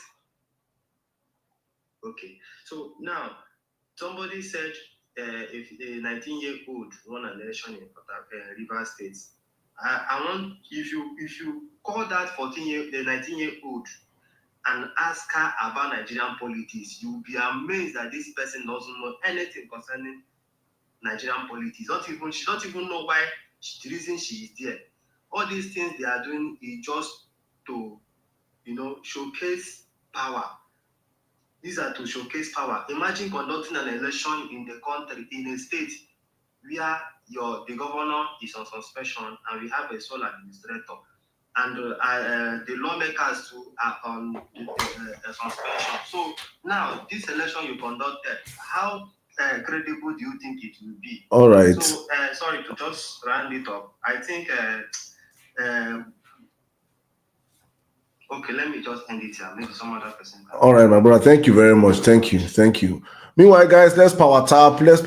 You guys are dulling my spirit today very, very much. I don't know whether because money is not in this life, but thank you so much, guys. Let's keep the conversation rolling. Boardman, please, you have the live in 5 minutes, please. Thank you, Sirdam. Yeah, Sirdam, just two important issues I want to talk about. Well, I'm going to talk about the election in Rivers State, and also there's a woman you talk about investments on the coastal highway. I'm going to talk about those two things. Very, very important. I'm going to tell all these APC supporters that are on the comment section, they are even here now, that some of you, maybe when you sleep and you wake up sometimes, you will know what you are dealing with, or maybe you don't think. That's what I'm going to tell you. Number one, they conducted an election in Rivers State now this weekend, and you give us figures. The figures you gave for a particular local government said they got 300,000 votes. Even when Tinubu won his election in that area, he didn't get 300,000. 300,000 votes in local government election. This local government election, 300,000 votes. What is that? I've forgotten that local government. This one that they just did on Saturday, 302,000. That was what the winner got. APC. Even when you could see videos that people were not even come out there on Saturday. You see APC, you see Wike, their downfall will be televised. You see what Wike has done. Wike is the one that is not even announcing to the whole Nigerians when Fubara will be installed back as the governor. When it was this same president that suspended Fubara. So Wike is the one that is announcing that the man will start work on the 18th of September. Honestly, I saw that and I was like, what? APC. So when we say this is what you people live on, this is what you say you support this kind of government. You said this man suspended that governor because there was insecurity in that state. They were bombing pipelines and everything. But you can see all the rubbish that is happening now. So everything was done because of Wike. That's what President Tinubu calls himself a Democrat. This is a man that calls himself a Democrat. You did what Wike wanted in that state, and you now gave Wike his structure back in that state. And some of you will go there on that comment section and you're still supporting this man. And you people know, is this democracy? Is this what we plan for democracy? But you people don't care as long as President Tinubu is in power. This thing, that this godfatherism that you people are doing, you are doing it in Rivers, you are doing it in Lagos, you are doing it in Kogi, and you say we are doing democracy. Which kind of democracy are we running in Nigeria? And you people just come here and say you are a supporter of APC, President Tinubu is doing well. President Tinubu is not doing well. President Tinubu is ruining Nigeria. I'm going to tell all of you. You have to know he's ruining that country. Because all these things that he's doing is going to come back on him. Because he's not going to live forever. And I hope he knows that. Abacha did worse than him. And when the time came, he went. No, Abacha did not do worse than him. This guy have done worse than Abacha. Please, correct that too, please. Another thing, Saddam, you see that case of that woman? Do you know that was a direct investment that they said they were looking for investors to come and invest in Nigeria? That money was not that woman's money. That money were Americans, people that were living in Americans that invested in those properties. And Umahi, because they did not pay him bribe, went to break down. Even when the Coastal Road is not even passing there anymore. It's not passing those properties anymore. Went to go and break those properties down. The company that was building that road, ITEC, did not break those properties. It was Umahi that went to hire tractors and everything, and they broke all those houses down. And you people say, so Umahi can do whatever he wants, Wike can do whatever he wants under this man. These are just his ministers, and this man cannot stop them because that's who he is. That's who he himself, Tinubu, that's who he is. He can allow Wike to do whatever he likes. He can allow Umahi to do whatever they like. And you say you are looking for investors. People came to come and invest in those properties, and you broke down all their houses. Even when the Coastal Road is not even passing that route anymore, they have diverted it to another area. But Umahi wanted to show his power on that woman, and he showed his power. Over 300 homes were destroyed. You could see some Americans, they were Americans, white people, maybe they married Nigerians, that they bought houses there, and you broke down their house. And you're now saying you are looking for investors in Nigeria. People will come and invest in that kind of country, that lawless country. All right, in a minute, please, Bodman. Oh, Saddam, anybody that is supporting Bola Tinubu, they don't want to get out. They should continue to support Bola Tinubu. 2027 election, maybe nobody will even come out to vote like what happened in Rivers State. Because all those figures they are giving is rubbish. Nobody came out to vote in Rivers. It was only wicked people that came out to vote. Now, brother, thank you very much. My brother, let me just help you out. You see, what criminals do is that criminals try to demoralize the people. You see, that's exactly what happened in Rivers State.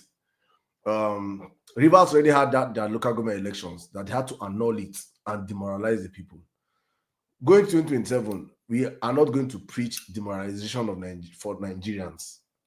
Nigerians will come out and vote and protect their votes and match with their votes from the polling unit to the coalition center, from the coalition center to the state recs. If Bola Ahmed Tinubu, Nigerians choose to vote him back, nobody will stop him. But if Nigerians overwhelmingly reject him as they rejected him in 2023, he will not reach 2020. He will not reach 2027. That is one mandate every Nigerian must be willing to die on. That if Tinubu gets elected, that Nigerians elected him, he should go on. If he wins, there's no problem. But if people like you, Landry, if people like you expect, because you see the motivation Bola Ahmed Tinubu supporters have, many, not all, many of them is that he have the power to rig. He's rigging. No, I know now. I know he. I know. And he's the one. I'm actually addressing him because I know he doesn't have sense.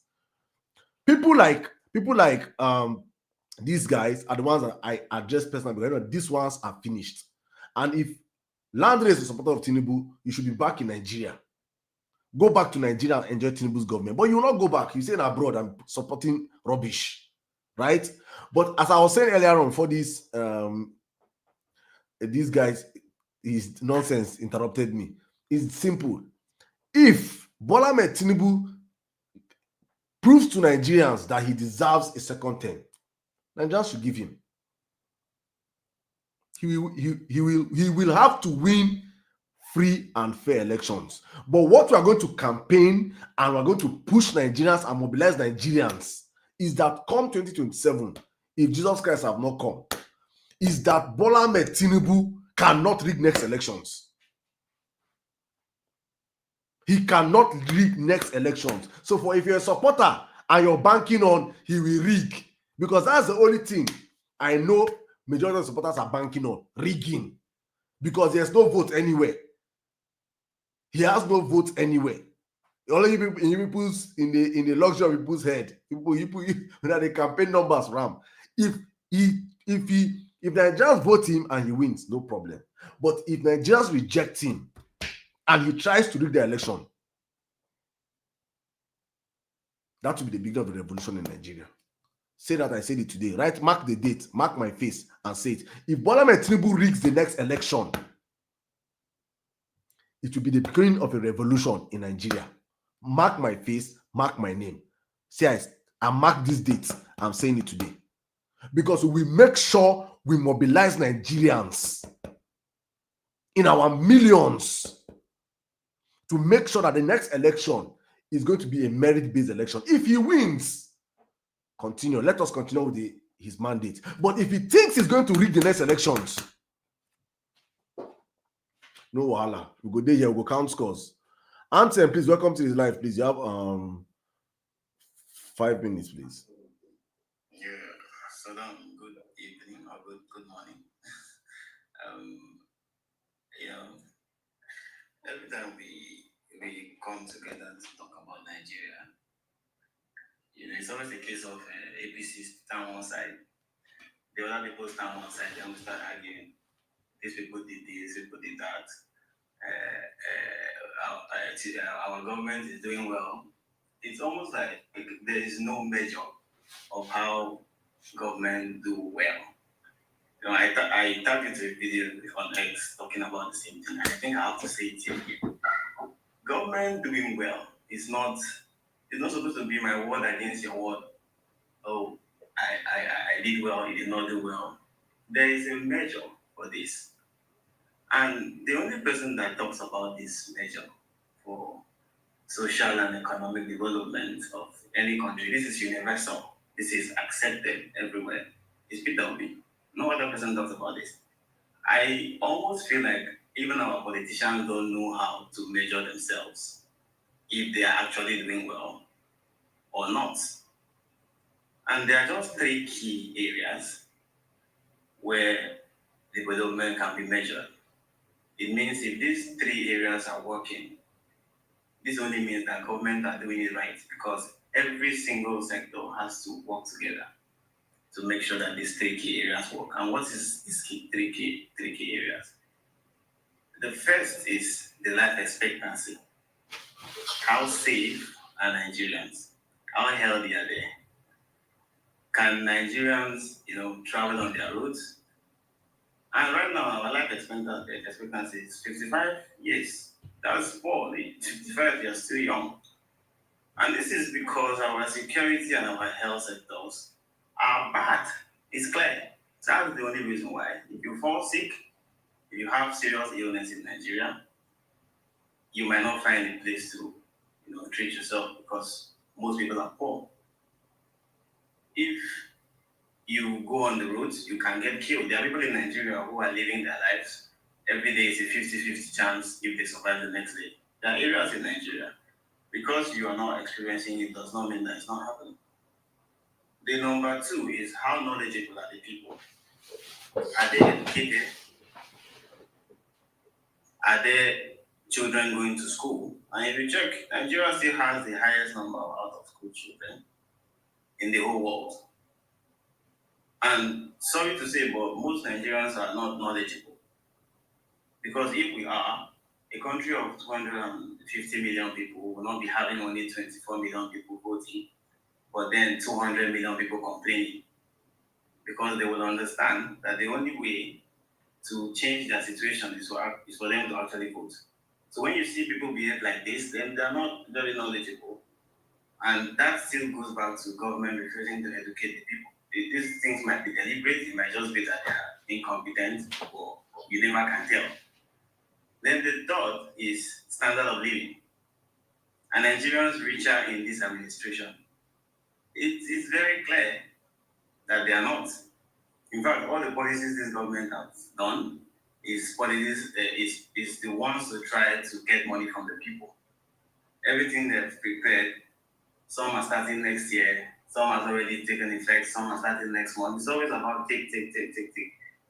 Nigerians are not any richer. Their purchasing power has been reduced to nothing.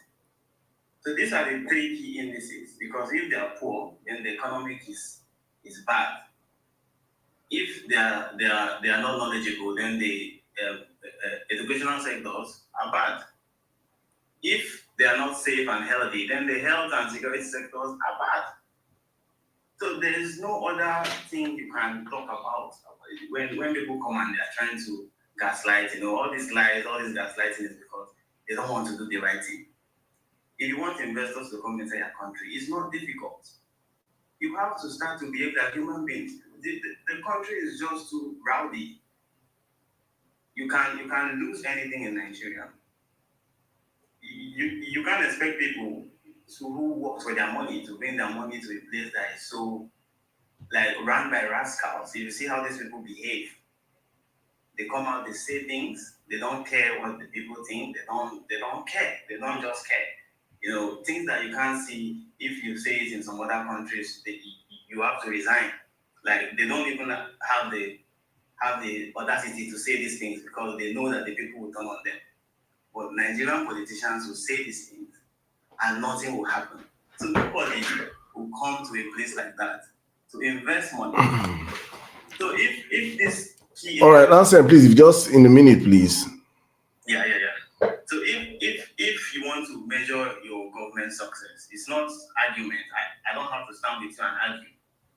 There are key indicators to check that. And if you check those indicators and they are failing, then your government is failing. And from all indications, the APC government, since from the time of Buhari, has been failing.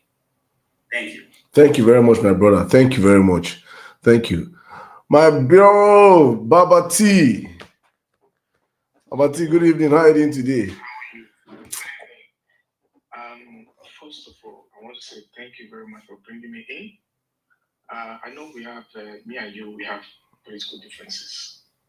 And first of all, I wanted to say my condolence to you, because the last time I was on your show, that was the day you narrated what happened to your dad. I was in the comment section. I didn't want to come up. I was so emotional. And I have about a lot of thought as well. That story really touched me a lot. And I want to say again, my condolence to you and your family as well. Thank you. Sirdam, we Nigerians, we have one attitude. I don't care attitude. You see, me and you, we click for the first time because we said we love Nigeria. I'm not looking for a followership or I'm looking for a clap. And I'm not going to be scared to clash with you tonight. Then tomorrow we can be friends again. Just because you say you love Nigeria. That I don't care attitude has taken a lot of lives, has taken a lot of opportunities from Nigerians. But we intend to blame on somebody. We tend to blame our society. Let's check ourselves. There was one guy on the social media about last year. He came from abroad. He set up a company. He said he was looking for people to work. He employed Nigerians. They will come, give him excuses after 2 days. My pain, my head, I get headache. My back, they pain me. This and that. And somebody, this guy said he doesn't want to come on social media, but he was forced to come up to say all these things. And I was looking at the comment section. There was nobody to support this guy. They were still pointing finger. And this guy said the minimum I'm paying my people was 90,000 naira. So we need to check ourselves as a people as well. What do we want? What is our value? Is it a fake life that we want to glorify? Is it a fake life? You will see some civil servants. They are level 8, 9, 10, having 3 houses, 4 houses, 4 cars. When Nigeria was booming, that was a fake life that me and you never even ask, how did you achieve this thing? But we will glorify it. But when something now come down in one government, we will now be pointing finger on that government. People like that will be, what do you expect? They will be abusing that government because they cannot live that life anymore. So we need to check ourselves. Now, let me now talk about the government. I was very happy to see one of our brother, Alex Yema, with his shoulder up, saying, look, I'm very happy to be in Nigeria always, because I follow him all around, about all the achievements he has achieved under this government. He's going to provide jobs. He's going to provide routes for Nigerians. And thank God for Mr. Onyema. Almost for 4 years, Nigeria wanted to come home. But if you check online, all those European carriers, the minimum you will see is £1,500 or 1,500 euros. But as soon as my brother put the plane down, boom, the price come down. Thanks for the government. We were talking about Toyota. The Toyota will never come to this country. You know why? Because they would like to undercut. But they know Nigeria will never allow them to undercut. That's why this government wants to encourage the local, like Innocent and all those, local investors who wants to invest. But Toyotas, all of them, they will never, ever want to do that. They will never want to pay that kind of taxes. They will like to undercut. They want to go a country that they can never pay that kind of taxes. Look at what is happening in America. Look at what Trump is telling them. If you don't do this, if you don't do that, I'll kick you out. No subsidy for you. He did it for his friend, Elon Musk. That all the subsidy that we are giving you, we're going to withdraw it. You have to pay.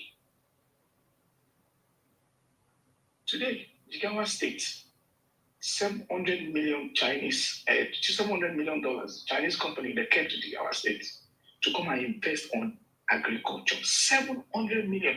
I just finished listening to that news. Farming in Jigawa.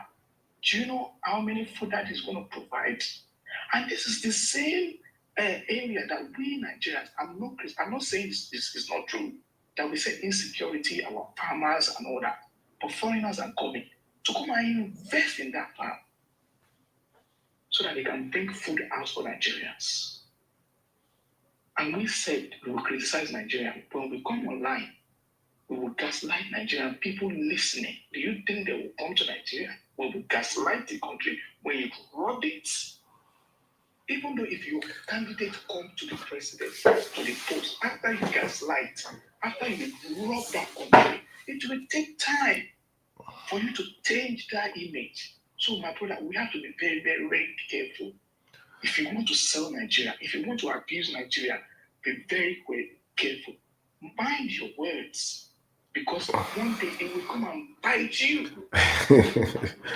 All right, my brother Mati. I just want to say, please, guys, I know we love Nigeria, but let's be careful. on the way we're going to drag the country because everybody's watching. Thank you. If you call our president today, that say they carry this, they carry that, the next day when you travel, go anywhere with your Nigerian passport, they will pull you aside because that is the way they're going to look at you. They will search you because you've already said that your president is like this. Definitely, you said they will put eye for your face. What goes around comes around. So I don't want to talk too much tonight. I love Nigeria. Let's do our politics. Let's talk good about Nigeria. So that's what I want to say tonight because that thing that happened to you is still affecting me. Anytime I look at your face, oh my God. God. Sorry about that, brother. Thank you, my brother. Thank you. Nigeria, let's know how to debate about Nigeria. Tonight is not about basketballs. No, anything I wanted to say. Thank you. I appreciate the concern. I appreciate the love. Thank you, my brother. But you see, as we always say, we might differ in our conversations. What I have with you in particular is I have mutual respect for you. I'm not even going to lie. You know how to divert how you want to sell your Nigeria, your APC government, because what I'm saying here is not actually demarketing Nigeria. If I'm saying the truth or insulting Nigeria, I'm not insulting Nigeria because I actually want Nigeria to work. And if my candidate gets to power and he's moving Nigeria at the pace Bola Ahmed Tinubu is moving Nigeria right now, I personally will be the one calling out my candidate with my platform at the top of my voice. Let it be on record, I'm saying this. I will never support a candidate that will be currently running Nigeria the way Tinubu is running Nigeria. You use Alex Oyema as an example. Alex Oyema caters for less than 1% of the population. That is not an achievement that I will be proud of in my country. We have over 200 million Nigerians in the country. How many of them can afford to enter Alex Oyema's flight? How many? Let's tell ourselves this common truth. We're talking of how many they fly airpiece. So it's not an achievement for it's just this exactly that semantics I talk about with APC and Nigerian government in general. When they will appoint a man from my state, Wike said it today in his interview that what APC Tinubu have done for APC in Rivers State, nobody have done it before. They asked him what? He said that Tinubu have appointed more people to his government from Rivers State than any government before. That is an achievement for APC. Appointment is an achievement for APC. So the things that cater for the 1%ers is not what I'm going to celebrate, because majority of Nigerians cannot afford to enter APC. If you have told me that Tinubu have slashed down the price of flights, that it is now as cheap as how they met it under PDP, I will clap for him. So what that means is that every common man can afford to fly. But that is the reverse today in Nigeria. Local flights in Nigeria are way too expensive. I can't celebrate that there's new routes from Nigeria to Brazil. It's not an achievement to me, because majority of Nigerians cannot actually ever in their lives leave the country to Brazil. It's not an achievement to me, my brother. But I understand you're an elite. It's an achievement to you, and I understand you celebrating it, which is good. But for me, it's not. But thank you very much, my brother. Thank you so much. Let me just run up right now, because I really want us to real gospel preacher man, please, you have the life, please. I'm going to do everybody 4 minutes now so that we can BBC celebration. I'll come to you next, please. Real gospel, please come in. Thank you so much, my brother. Thank you so much. I really appreciate. God will bless you for this. First of all, not to waste time. The Bible says, as a man thinks, so he is. And let me quote the word of Jonathan, a former president Jonathan. He said, it's difficult to wake someone pretending to sleep than someone actually sleeping. APC supporters are pretending to sleep, so it's difficult to wake them from their delusional mentality. That is fact. It's difficult to wake them. There's nothing is possible to wake them up. In terms of Nigeria, my brother, nobody is more Nigerian than the Nigerian.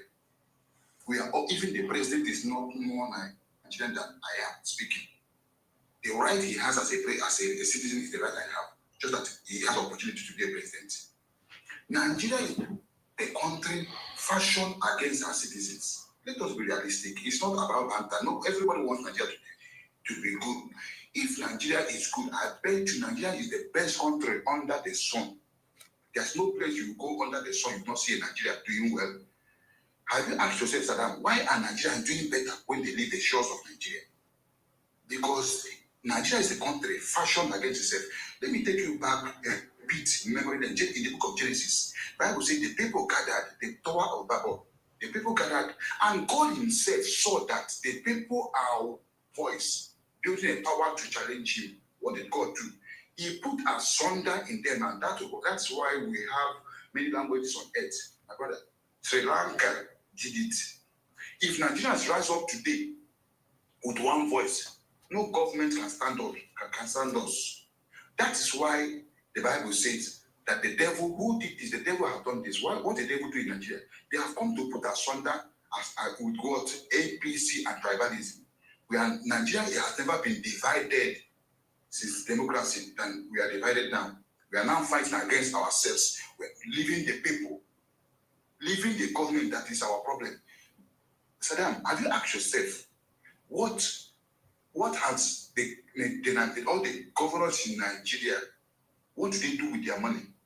There's nobody. I had one speaker, the lady that spoke last. She was giving instances of Ghana. Oh, my father, may God bless his soul, worked in Bata shoe company. The shoe I wore to school was Bata. Where is Bata now? Where is Toyota? Where is Daewoo? All those, where is Michelin? Dunlop Elite. The shores of Nigeria. Just 2 years under Tinubu. Statistics says that let me not exaggerate, at least 50 companies have left the shores of Nigeria. Fast. Ghana, that's not bigger than Lagos State.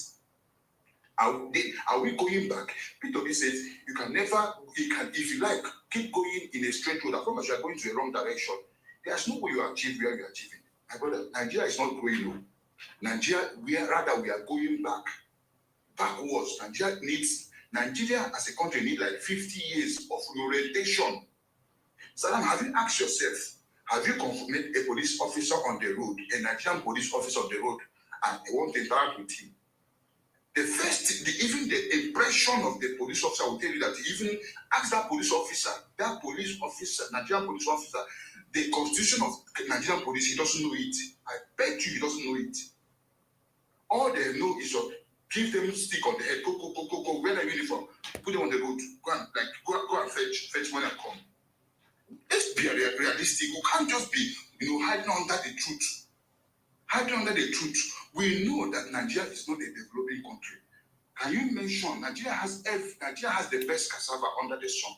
Nigeria has the best shea butter. Nigeria has the best palm. Malaysia came a few years back to take palm nut from Nigeria. Please, really, you're making sense, but I have to run you down, please, in a minute, please. Thank you. Okay, so my brother, please, let us be realistic. We need to take the bull by the horn 2027. We need to stand up as one voice, not allow these mediocres to divide us. One voice that even God was afraid then. One voice that no power, not even APC, has the power to stand us. God bless you, my brother, for what you're doing. Thank you so much for having me. Thank you very much, really gospel. Honestly speaking, I would have allowed you go on, but I just have to wrap up this live as soon as possible. And please join us tomorrow, 9 p.m. Nigerian time, please. Thank you. BBC celebration, my sir, welcome, please. Oh, no, the BBC, wait, let Dauda go. I beg, sorry, you go end space for me, please. Dauda, 2 minutes, because it's 2 minutes I remember for your time. Yeah, in 2027, we are not going to hold the bull by its horn. We are going to vote. That's what we're going to vote. And he talked about shea butter. We have the best this. We have the best that. Now, he doesn't know that his presentation is against Saddam, your presentation. Because you were talking about opening up the seaport so that importation will become PPP. He's talking about, we have shea butter. but we are not, so he's talking about producing economy. You were talking about importation economy. Dauda, please, I want to ask you a question, Dauda, please, Dauda, no verse, no verse. Dauda, true, no verse, You now PSG truly you do.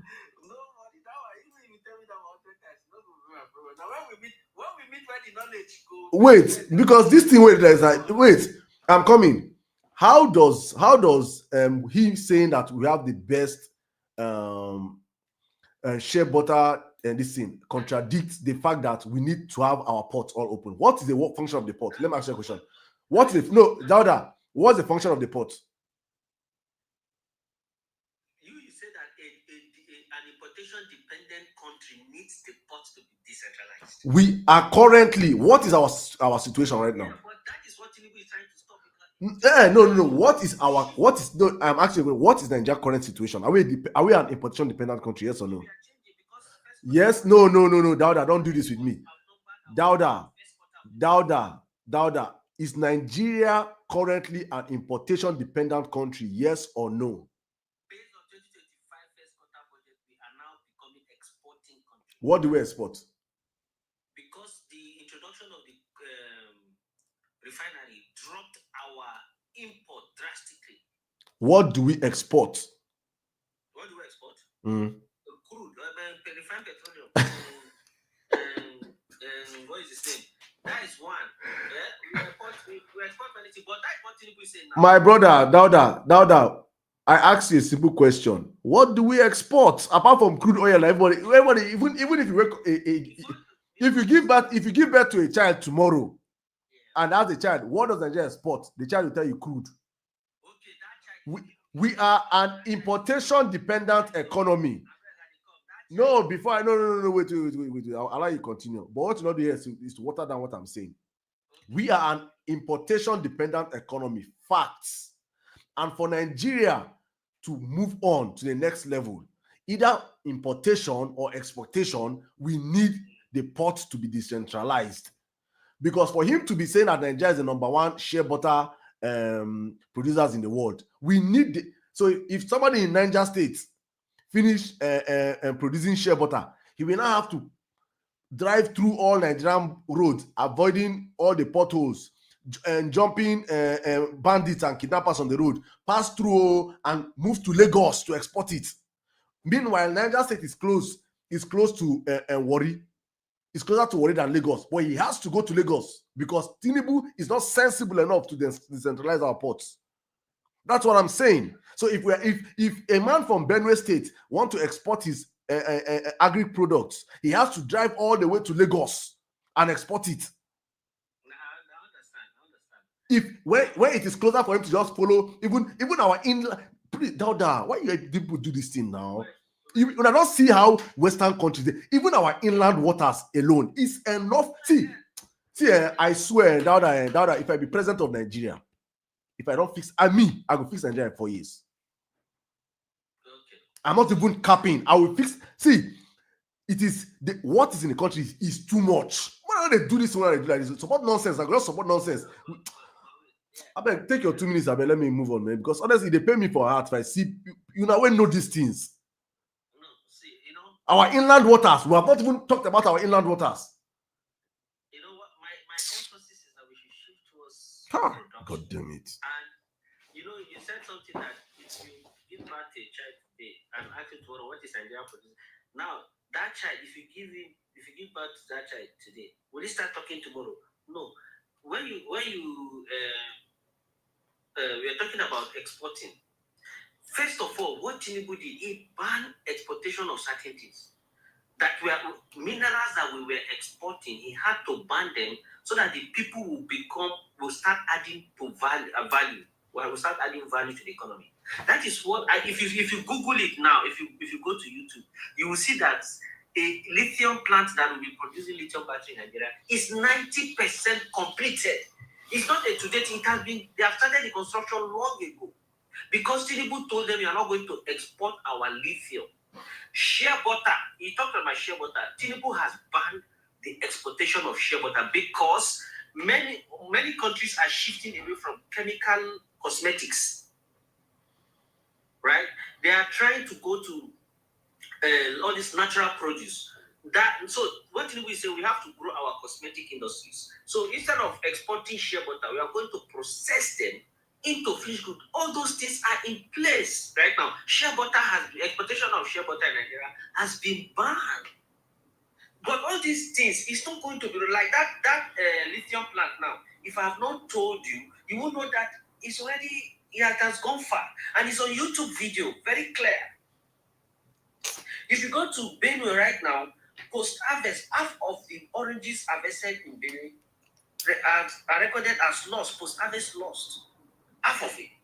Now today, as I'm talking to you, there's a juice company that if you Google it, you will see that it's not going to only process the orange and produce the juice. It's going to turn the back of the orange into fertilizer, and it's going to extract this oil that's in orange that is going to benefit our pharmaceutical industry.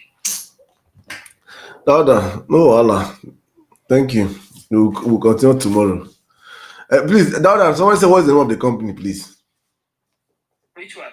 The juice company. You should Google it on YouTube. We should. My word will not carry weight like the video.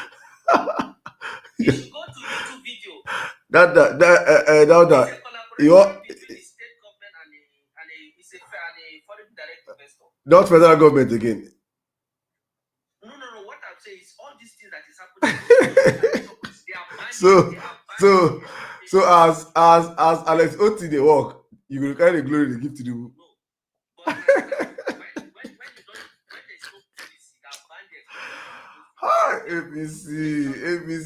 ABC, you're gonna keep us.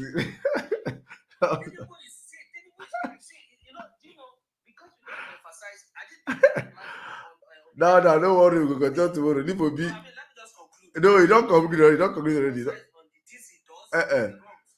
People will benefit from it, but you are emphasizing on only the things that are bad. There's not. Listen to me. Listen to. If they go to hospital, surgery is free for a woman that wants to deliver. Surgery is free where? Yes. Dauda, beg.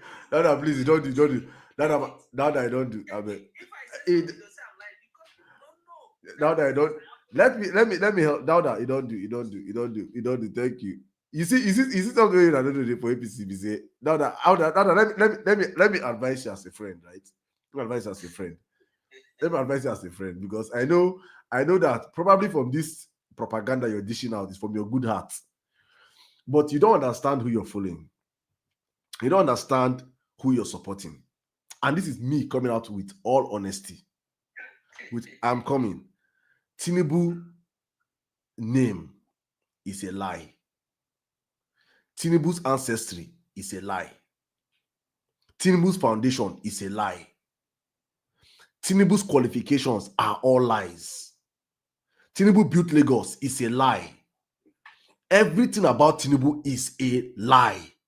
So if Tinubu tells you anything, my brother, I beg you with God, anything you see with this government, that you're carrying out to go and come out and just say it, my brother, you're deceiving. You will end up crying. It's all lies. Look at this Japan. I know how Archangel was one that sent it to me on DM. He say, see you Japan now. Sometimes if you go Japan. See, they are all lies. Tinubu's wait. Dauda, wait. You're not in Nigeria. Stop it. Just wait. Tinubu's aide came out and said, now in Nigeria, there are some places that you can do kidney dialysis for how many thousand naira? Yes. And you see, you just said yes. You see, it was reduced from 55 to 12,000. You see, Dauda, you don't do. Mute your mic. Let me help you. Dauda, I go blow you from here. Dauda, I go blow you for. It's always you people's friend, father, friends, brother, friends, sister, friends, cousin. You don't do. That means that's your friend. That's your friend. They just chop your money. They chop your money. You know, if you tell you, they give them free money. They just go drink burukutu and gulda. Dauda, I don't do. No me the mind again. Make I say what I want to say. Beg. Let me move on to other people. Tinubu's kidnappers, kidney patients with the Twitter came out and were insulting him, he had to retract his statement. It is a fallacy. It is a fallacy of the highest order. Don't do this. When you see APC with their propaganda, my brother here in diaspora, just come and see the one you know and leave the rest. No, that I don't do. You don't do. Please, no, please, don't meet your mic, please. BBC celebration, please come in now. Good evening. I just have a few things to say, but I actually wanted to read some actual statistics out. This is not propaganda. This is not anecdotal. This is not things that are just picked from the sky. This is real figures, and this is the real state of where we are as a country. Before I read, actually, I just want to say that there was somebody on that came on T Baba, I think his name Baba T, and he said that we should stop demarketing Nigeria. When people say that, that is a form of gaslighting. If what we're saying is not true, then yes, I think that statement is fair. But everything that is being said on this platform, where it pertains to criticizing the government, is all facts and it's all verifiable. And if you truly love Nigeria, you will not defend lies, you will not defend evil, and you will not defend corruption. If you have children and your children are doing bad, if you love your children, you will correct your child. You won't allow your child to say, oh, it's because I love my child, let me not speak. No. So why is everybody acting like they're deaf and dumb when it comes to Nigeria? Anyway, let me read.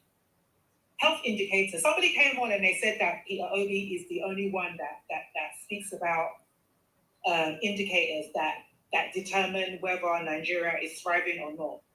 So I said, okay, let me write my list. Health indicators. Maternal mortality. This is women that die during childbirth. Nigeria has the highest number of women in the world that die during childbirth. That is not magic. That is facts. Anybody go and Google it. Children under 5 that die. Nigeria has the highest number of children under the age of 5 that die in the world. This is not Africa. This is not India. This is in the world. Malaria deaths. People that die from malaria. Something that you should be able to go and get $1 medication. I think it's even less than $1 to treat you. You take a course of antibiotics, the thing will go. Nigeria accounts for 31% of the people that die in the world from malaria. How can people still be dying from malaria?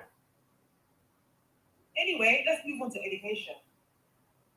Out of school children, Nigeria accounts for 1 in 5 children in the world. How many people are in the world? 1 out of 5 children in the world that do not go to school are in Nigeria. It's not a made-up fact. This is facts. Multi-dimensional poverty. 133 million Nigerians, that is 63% of our population, are living in multi-dimensional poverty. This is not made up. This is facts. People living without electricity. Nigeria has the highest number of people in the world living without electricity. Anyway, I could continue going on. I could continue going on and on and on and on. But for me, anybody that can defend that, you're evil. I'm sorry, you don't love Nigeria. You do not love Nigeria. That's all I have to say. Thank you. Thank you very much, my sister. Thank you very much. Thank you. You know, Dauda is asking, where did you get your numbers from? And the same Dauda I asked, where did you see, what's the name of the company? He could not answer. But you want another person to answer where she got her statistics from. Now, statistics we go shop. Dauda, now statistics we go shop. Nobody now statistics we go shop. Hi, Tinubu. Hi. America, please, you have the live in 4 minutes, please. Thank you. Welcome. Thank you, brother. I wanted to ask Dauda something. question. No, my brother, I don't want to do this a question and answer session. If you have a submission, go straight to submission. No, I'm wrapping up this live now. I don't have that time for that, man. I'm not asking that one again. Let me take my questions now analyze. Like I was speaking to a friend here. From 1999 to 2015, you can comfortably close your eyes and say this is what PDP did. The companies that they attracted, at least let us mention MTN, let us mention Glo, let us give the monopoly of Dangote's, let us give the monopoly of $40 and the Airtel. They rebranded our banks and everything. Starting from 2015 till now, like he was saying that agro products, there is an orange juice company in Benue State. Can you mention the orange juice company so that people like me can invest or buy shares from them? Can you tell me that I don't know the part of Europe you are, that you can be able to close your eyes and buy a ticket for 4 families without your bank account crashing? Do you know that 3 cubes of Maggi in Nigeria now is 100 naira? Do you know that belly full Indomie now, belly full is 500, super pack 1,000? And you are just talking like maybe you eat money for money. Tell me a project that has started and completed by this administration. What is the blueprint? You said you are going to build a 1 trillion economy by 2030, centralizing everything in Lagos. And that the question is, does Nigeria start in Lagos and end in Lagos? What is the future of somebody that lives between the border of Nigeria and Chad? What is the border of a Nigerian living between Nigeria and Cameroon by Cross River State? Does a Nigerian person who lives between the border of River State and Gabon have a future? It is easy for us to come and talk because we are on TikTok or because you are being paid 300 naira per day. Then when you calculate it per month, you are getting 9,000 or 20,000. You think you are doing well. Let's be factual. How many of us, like they are saying now, by January 1st, 2026, any amount of money you have in your account will be taxed 20%, including you, Dauda. Any amount you have in Nigerian account now will be taxed 20%. And what will the money use for? All the money saved by this administration, where is it? And can you mention one project started and executed by the money, by the first subsidy money that is saved? And this administration, Buhari's administration spent billions of dollars to renovate Lagos Airport, Port Harcourt Airport, Enugu Airport as they claim. But this administration is saying now it's projecting 750 billion to knock it down to start afresh. What a way to start to destroy the economy. And they will tell you, oh, Ukraine war is affected. Can you leave Ukraine alone and let us face our problem? All right. Nigeria is different from us. Can we solve our problem according to ourselves? Thank you. Thank you very much. Thank you. Salient questions you asked here. I think rhetorical questions. The answers are already out there for the world to say. But thank you. Let me come in.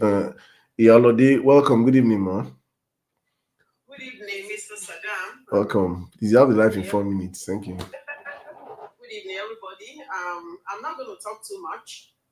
I just want to let people know that, especially people that are supporting this bad government, that propaganda does not build a nation. You know, propaganda does not build a nation. You don't come out and be saying things that are not true. And you cannot be staying abroad and enjoying everything here, and you are supporting bad governments. I want you to know that this government has failed the people. And what is government? Government is about people. Government is about taking care of the citizens. But these particular people that came together and they are taking care of themselves, we call that government. and you come online and you cannot be defending APC and not look stupid. And you cannot be defending APC and you look educated, you know? How can a professor and a PhD come out and be defending failure and be defending bad governments and be giving us bad what is it called? Propaganda. You know, a government that is performing does not need propaganda. A government that is performing, your work will speak for you. You know, your achievement will speak for you. A government that is performing will not start campaigning and paying youths to come online and be defending lies, you know? So I just feel sorry. I feel pity for people that listen to this kind of people talking. And the other guy came and said, we are demarketing Nigeria. How are we demarketing Nigeria? APC and PDP are demarketing Nigeria, and they've been named as terrorist organization. Can't you see the way they are behaving? Look at what is happening in Rivers State. APC won 20 local governments, while PDP won 3. Can you imagine? Is that an election? In a free and fair election, Tinubu cannot win. So know that and know peace. And let me tell you, coming here and be telling us shenanigans. I don't even know why Saddam is allowing people like this to talk. You know, I really don't know, because a lot of people are listening and they are listening to all these propagandas. What has this government achieved? People are hungry. People are hungry. You know, having power. After coming here, all of them will go and be asking for urgent 2K. They will be begging people for food. People cannot afford one meal.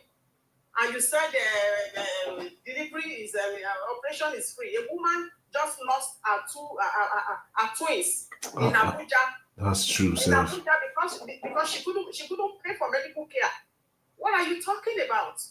Just like that lady thought, we have high mortality and I don't, you know what? My head is even glowing.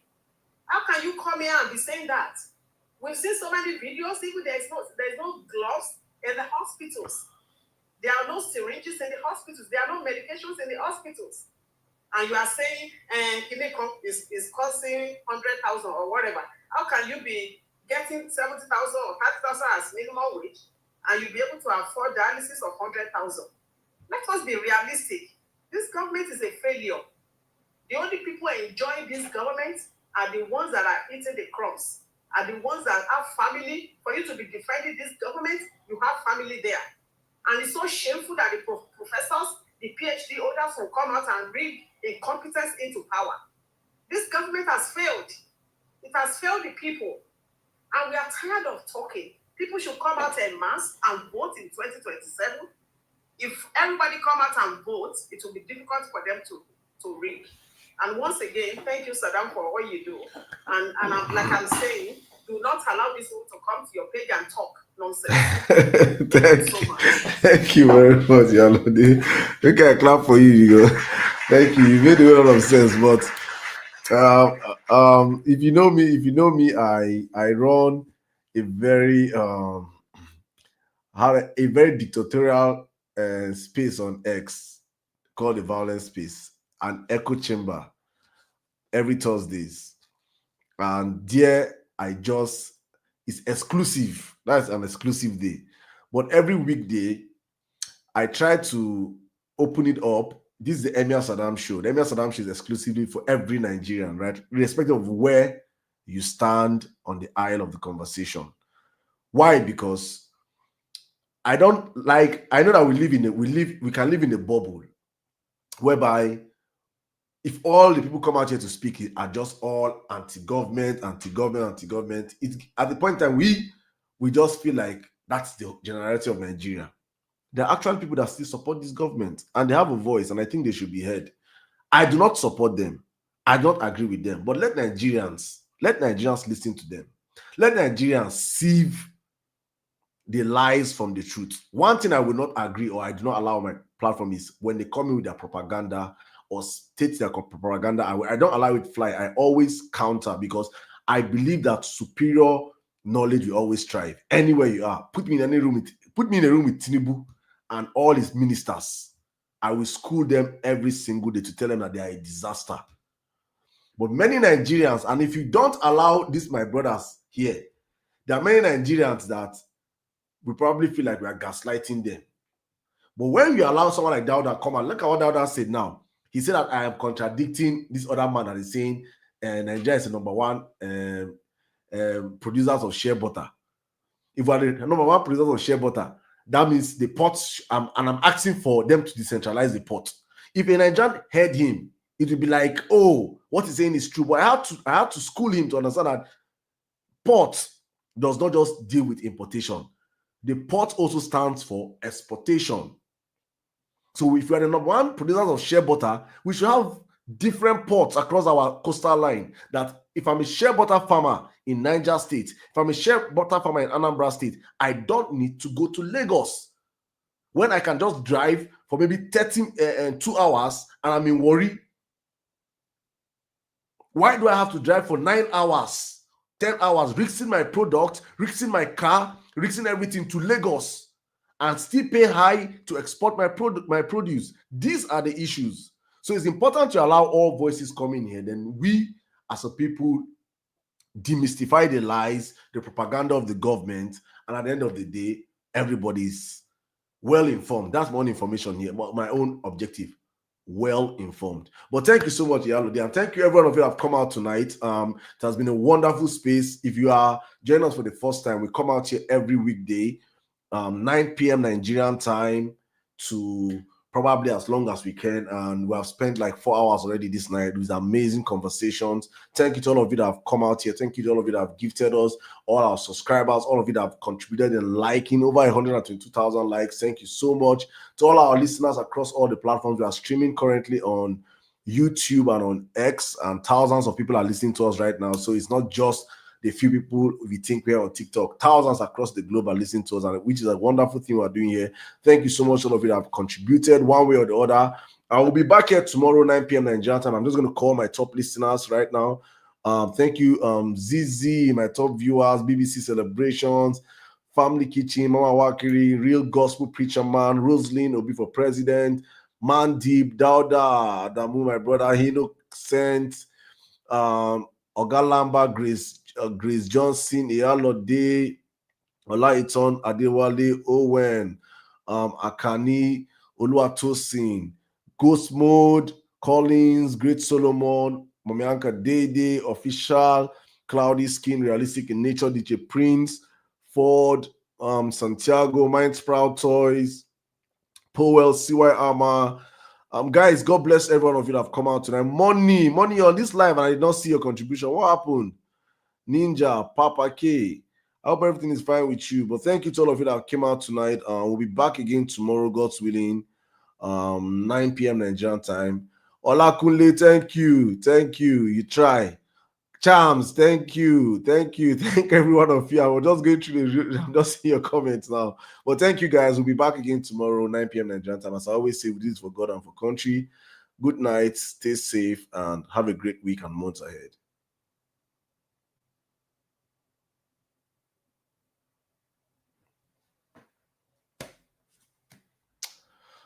All right, guys. See you guys tomorrow.